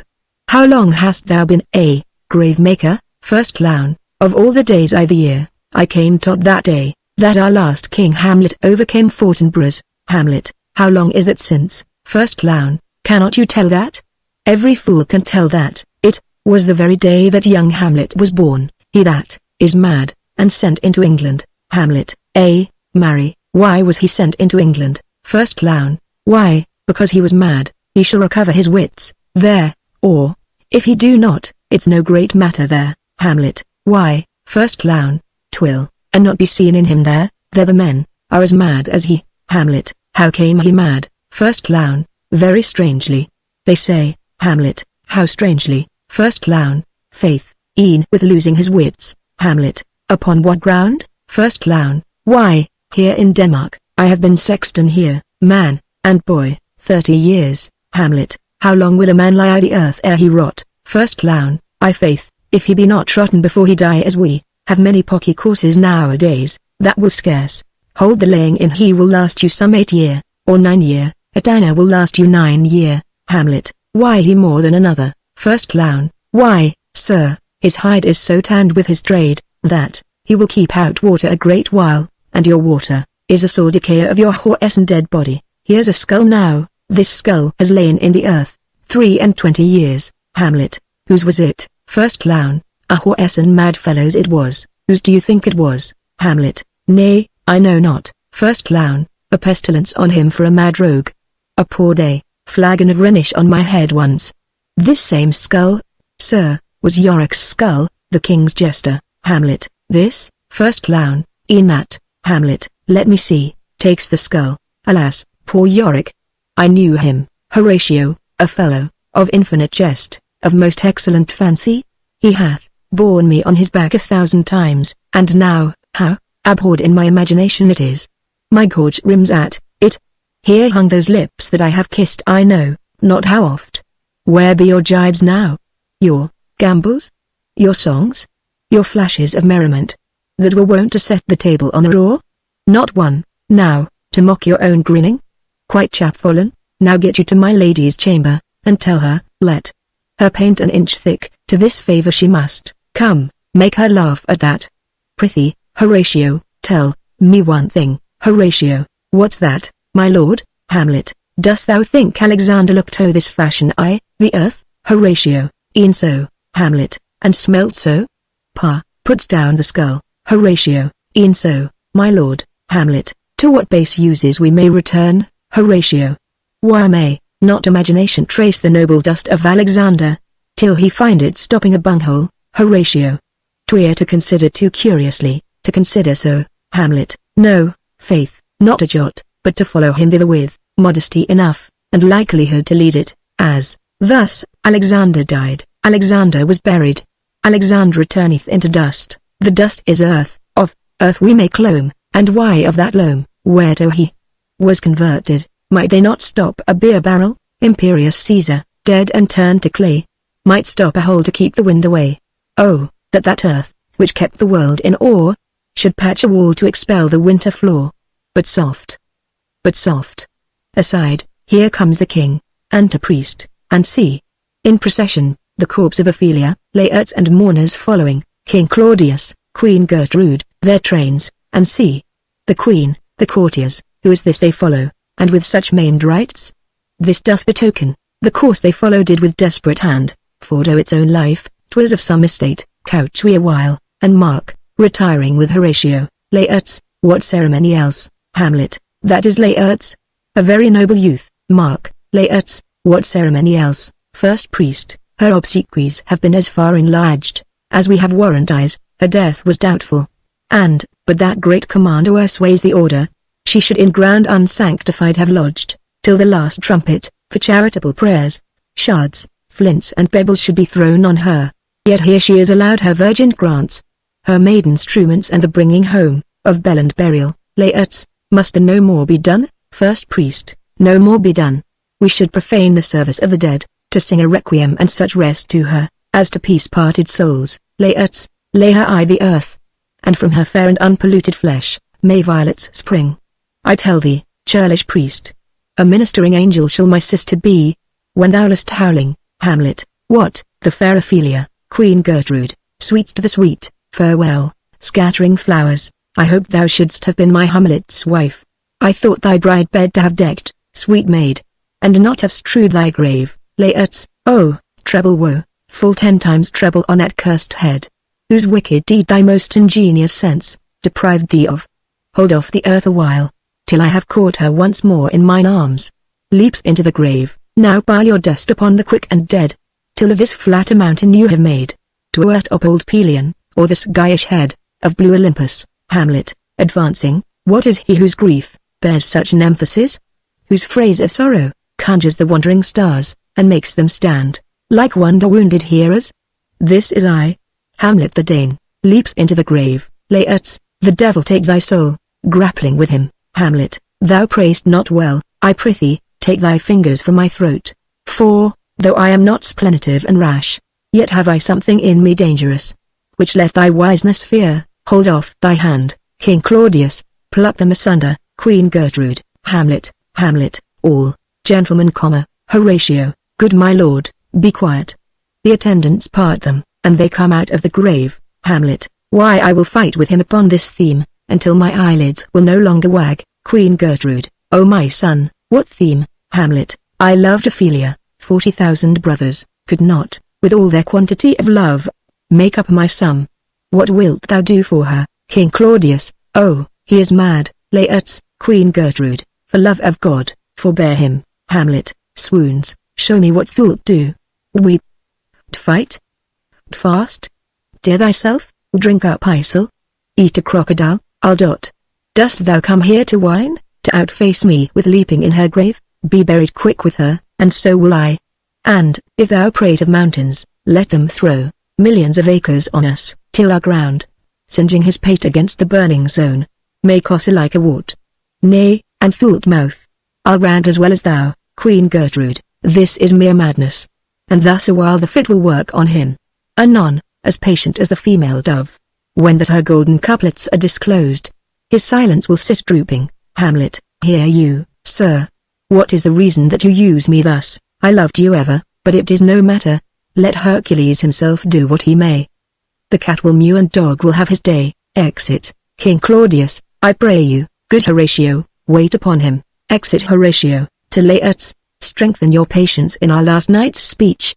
We'll put the matter to the present push, good Gertrude, set some watch over your son, this grave shall have a living monument. An hour of quiet shortly shall we see, till then, in patience our proceeding be. Exeunt, Scene 2. A hall in the castle, enter Hamlet and Horatio. Hamlet, so much for this, sir, now shall you see the other. You do remember all the circumstance? Horatio, remember it, my lord? Hamlet, sir, In my heart there was a kind of fighting that would not let me sleep. Methought I lay, worse than the mutins in the bilboes. Rashly. And praised be rashness for it, let us know. Our indiscretion sometimes serves us well, when our deep plots do pall, and that should teach us. There's a divinity that shapes our ends.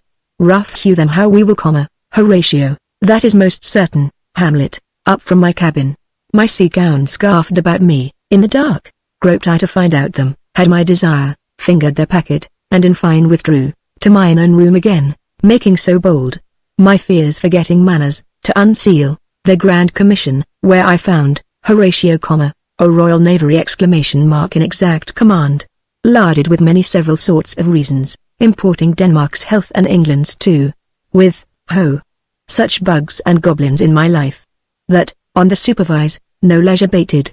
No, not to stay the grinding of the axe. My head should be struck off. Horatio, is't possible? Hamlet, here's the commission, read it at more leisure. But wilt thou hear me how I did proceed? Horatio, I beseech you. Hamlet, being thus netted round with villainies, ere I could make a prologue to my brains. They had begun the play, I sat me down, devised a new commission, wrote it fair. I once did hold it, as our statists do. A baseness to write fair and labored much, how to forget that learning, but, sir, now, it did me yeoman service. Wilt thou know the effect of what I wrote? Horatio, good my lord. Hamlet, an earnest conjuration from the king, as England was his faithful tributary, as love between them like the palm might flourish, as peace should stiff her wheaten garland wear, and stand a comma between their amities, and many such like asses of great charge, that, on the view and knowing of these contents, without debatement further, more or less, he should the bearers put to sudden death, not shriving time allowed. Horatio, how was this sealed? Hamlet, why, even in that was heaven ordinant, I had my father's signet in my purse, which was the model of that Danish seal, folded the writ up in form of the other, subscribed it, gave it the impression, placed it safely. The changeling never known. Now, the next day, was our sea fight, and what to this was sequent, thou knowst already, Horatio. So Guildenstern and Rosencrantz go tot. Hamlet, why, man, they did make love to this employment. They are not near my conscience, their defeat, does by their own insinuation grow. 'Tis dangerous when the baser nature comes, between the pass and fell incensed points, of mighty opposites. Horatio, why, what a king is this? Hamlet, does it not, thinks thee, stand me now upon? He that hath killed my king and whored my mother, popped in between the election and my hopes, thrown out his angle for my proper life, and with such cozenage is't not perfect conscience, to quit him with this arm? And is't not to be damned, to let this canker of our nature come, in further evil? Horatio, it must be shortly known to him from England. What is the issue of the business there? Hamlet, it will be short, the interim is mine, and a man's life's no more than to say one, but I am very sorry, good Horatio, that to Laertes I forgot myself, for, by the image of my cause, I see, the portraiture of his, I'll court his favours, but, sure, the bravery of his grief did put me, into a towering passion. Horatio, peace. Who comes here? Enter Osric. Osric, your lordship is right welcome back to Denmark. Hamlet, I humbly thank you, sir. Dost know this waterfly? Horatio, no, my good lord. Hamlet, thy state is the more gracious, for 'tis a vice to know him. He hath much land, and fertile, let a beast be lord of beasts, and his crib shall stand at the king's mess. 'Tis a chaff, but, as I say, spacious in the possession of dirt. Osric, sweet lord, if your lordship were at leisure, I should impart a thing to you from his majesty. Hamlet, I will receive it, sir, with all diligence of spirit. Put your bonnet to his right use, 'tis for the head. Osric, I thank your lordship, it is very hot. Hamlet, no, believe me, 'tis very cold, the wind is northerly. Osric, it is indifferent cold, my lord, indeed. Hamlet, but yet methinks it is very sultry and hot for my complexion. Osric, exceedingly, my lord, it is very sultry, as 'twere, I cannot tell how. But, my lord, his majesty bade me signify to you that he has laid a great wager on your head, sir. This is the matter, Hamlet, I beseech you, remember. Hamlet moves him to put on his hat. Osric, nay, good my lord, for mine ease, in good faith, sir, here is newly come to court Laertes, believe me, an absolute gentleman, full of most excellent differences, of very soft society and great showing. Indeed, to speak feelingly of him, he is the card or calendar of gentry, for you shall find in him there, continent of what part a gentleman would see. Hamlet, sir, his definement suffers no perdition in you, though, I know, to divide him inventorially would dizzy the arithmetic of memory, and yet but you're neither, in respect of his quick sale.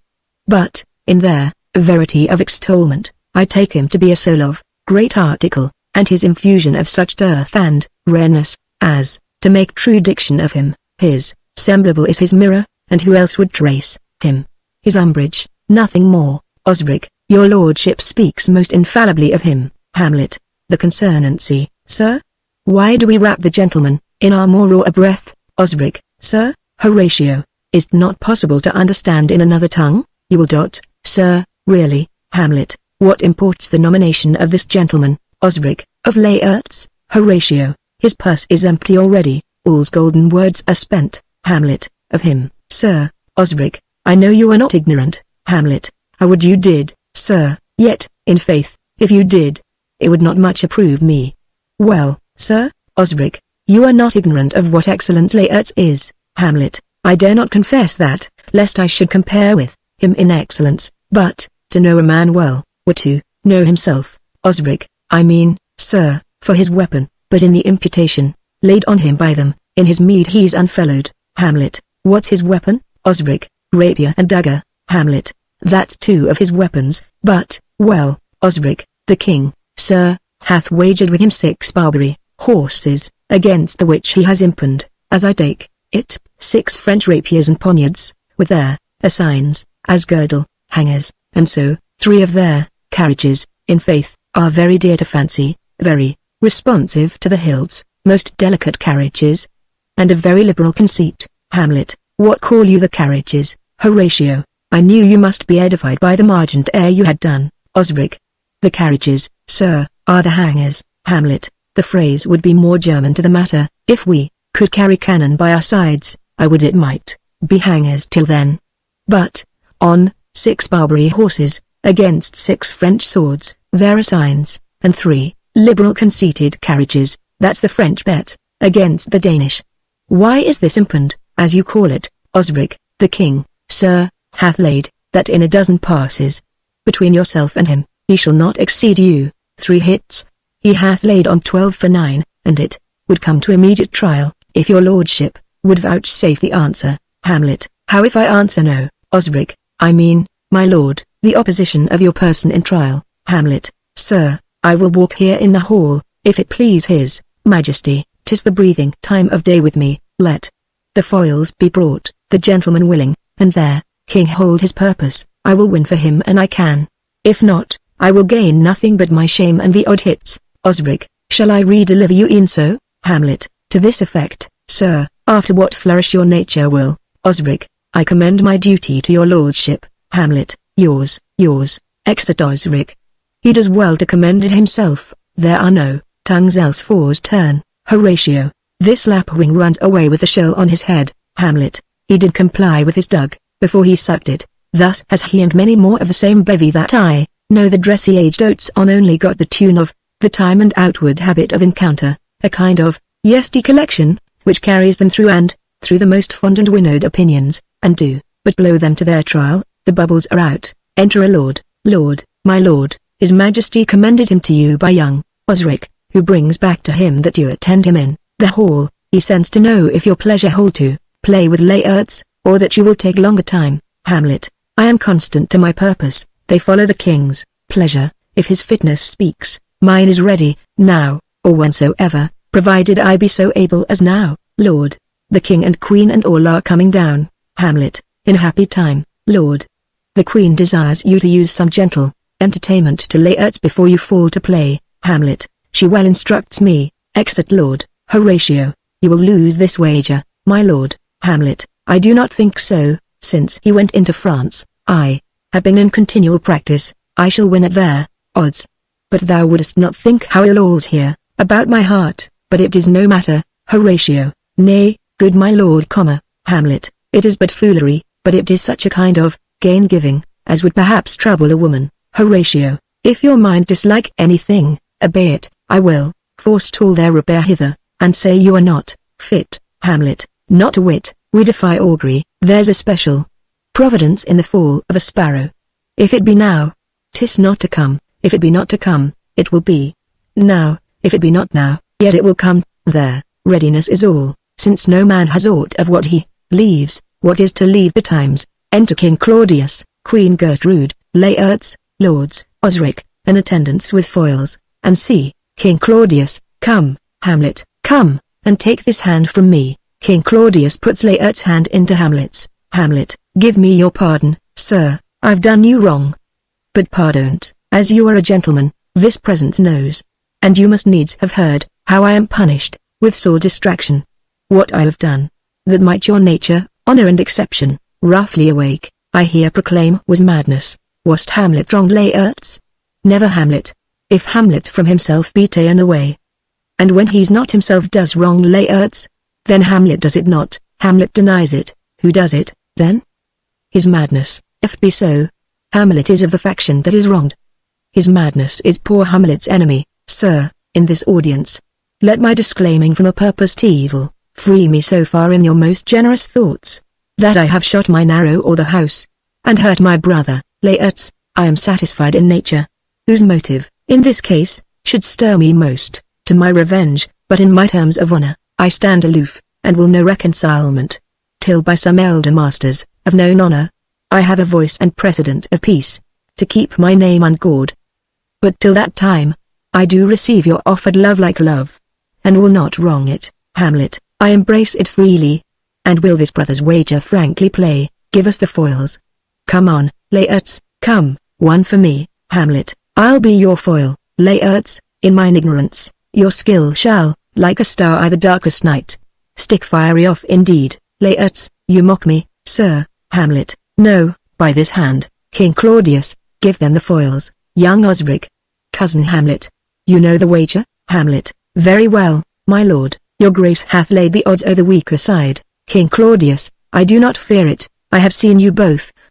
But since he is bettered, we have therefore odds. Laertes, this is too heavy, let me see another. Hamlet, this likes me well. These foils have all a length, they prepare to play. Osric, my good lord. King Claudius, set me the stoops of wine upon that table. If Hamlet give the first or second hit, or quit in answer of the third exchange, let all the battlements their ordnance fire. The king shall drink to Hamlet's better breath, and in the cup an union shall he throw, richer than that which 4 successive kings, in Denmark's crown have worn. Give me the cups, and let the kettle to the trumpet speak. The trumpet to the cannoneer without, the cannons to the heavens to earth. Now the king dunks to Hamlet. Come, begin. And you, the judges, bear a wary eye. Hamlet, come on, sir. Laertes, come, my lord. They play. Hamlet, 1. Laertes, number. Hamlet, judgment. Osric, a hit, a very palpable hit. Laertes, well, again. King Claudius, stay, give me drink. Hamlet, this pearl is thine. Here's to thy health. Trumpets sound, and cannon shot off within. Give him the cup. Hamlet, I'll play this bout first, set it by a while. Come, they play, another hit, what say you? Laertes, a touch, I do confess. King Claudius, our son shall win. Queen Gertrude, he's fat, and scant of breath. Here, Hamlet, take my napkin, rub thy brows. The queen carouses to thy fortune. Hamlet, good madam. King Claudius, Gertrude, do not drink. Queen Gertrude, I will, my lord, I pray you, pardon me. King Claudius, aside, it is the poison cup, it is too late. Hamlet, I dare not drink yet. Madame, by and by. Queen Gertrude, come, let me wipe thy face. Laertes, my lord, I'll hit him now. King Claudius, I do not think't. Laertes, aside, and yet 'tis almost 'gainst my conscience. Hamlet, come, for the third. Laertes, you but dally. I pray you, pass with your best violence. I am afeard you make a wanton of me. Laertes, say you so? Come on, they play. Osric, nothing, neither way. Laertes, have it you now. Laertes wounds Hamlet, then in scuffling, they change rapiers, and Hamlet wounds Laertes. King Claudius, part them, they are incensed. Hamlet, nay, come, again. Queen Gertrude falls. Osric, look to the queen there. Ho, Horatio, they bleed on both sides. How is it? My lord, Osric, how is't, Laertes, Laertes, why, as a woodcock to mine own springe, Osric. I am justly killed with mine own treachery, Hamlet. How does the queen, King Claudius, she swoons to see them bleed, Queen Gertrude, no, no, the drink, oh my dear Hamlet, the drink. I am poisoned, dies, Hamlet, oh villainy. Ho! Let the door be locked. Treachery. Seek it out, Laertes, it is here, Hamlet, thou art slain. No medicine in the world can do thee good. In thee there is not half an hour of life. The treacherous instrument is in thy hand. Unbaited and envenomed, the foul practice hath turned itself on me. Lo, here I lie, never to rise again. Thy mother's poisoned. I can no more. The king's to blame, Hamlet. The point exclamation mark envenomed too. Then, venom, to thy work, stabs King Claudius, all, treason. King Claudius, oh, yet defend me, friends, I am but hurt, Hamlet, here, thou incestuous, murderous, damned Dane, drink off this potion. Is thy union here? Follow my mother. King Claudius dies, Laertes, he is justly served. It is a poison tempered by himself. Exchange forgiveness with me, noble Hamlet. Mine and my father's death come not upon thee, nor thine on me. Dies, Hamlet, heaven make thee free of it. I follow thee, I am dead, Horatio. Wretched queen, adieu, you that look pale and tremble at this chance, that are but mutes or audience to this act. Had I but time as this fell sergeant, death is strict in his arrest. Oh, I could tell you. But let it be. Horatio, I am dead. Thou livest, report me and my cause aright, to the unsatisfied. Horatio, never believe it. I am more an antique Roman than a Dane. Here's yet some liquor left, Hamlet, as thou right a man. Give me the cup, let go, by heaven, I'll have it. Oh good Horatio, what a wounded name. Things standing thus unknown, shall live behind me, if thou didst ever hold me in thy heart, absent thee from felicity a while, and in this harsh world draw thy breath in pain. To tell my story, march afar off, and shot within. What warlike noise is this, Osric, young Fortinbras, with conquest come from Poland, to the ambassadors of England gives, this warlike volley, Hamlet, oh, I die, Horatio.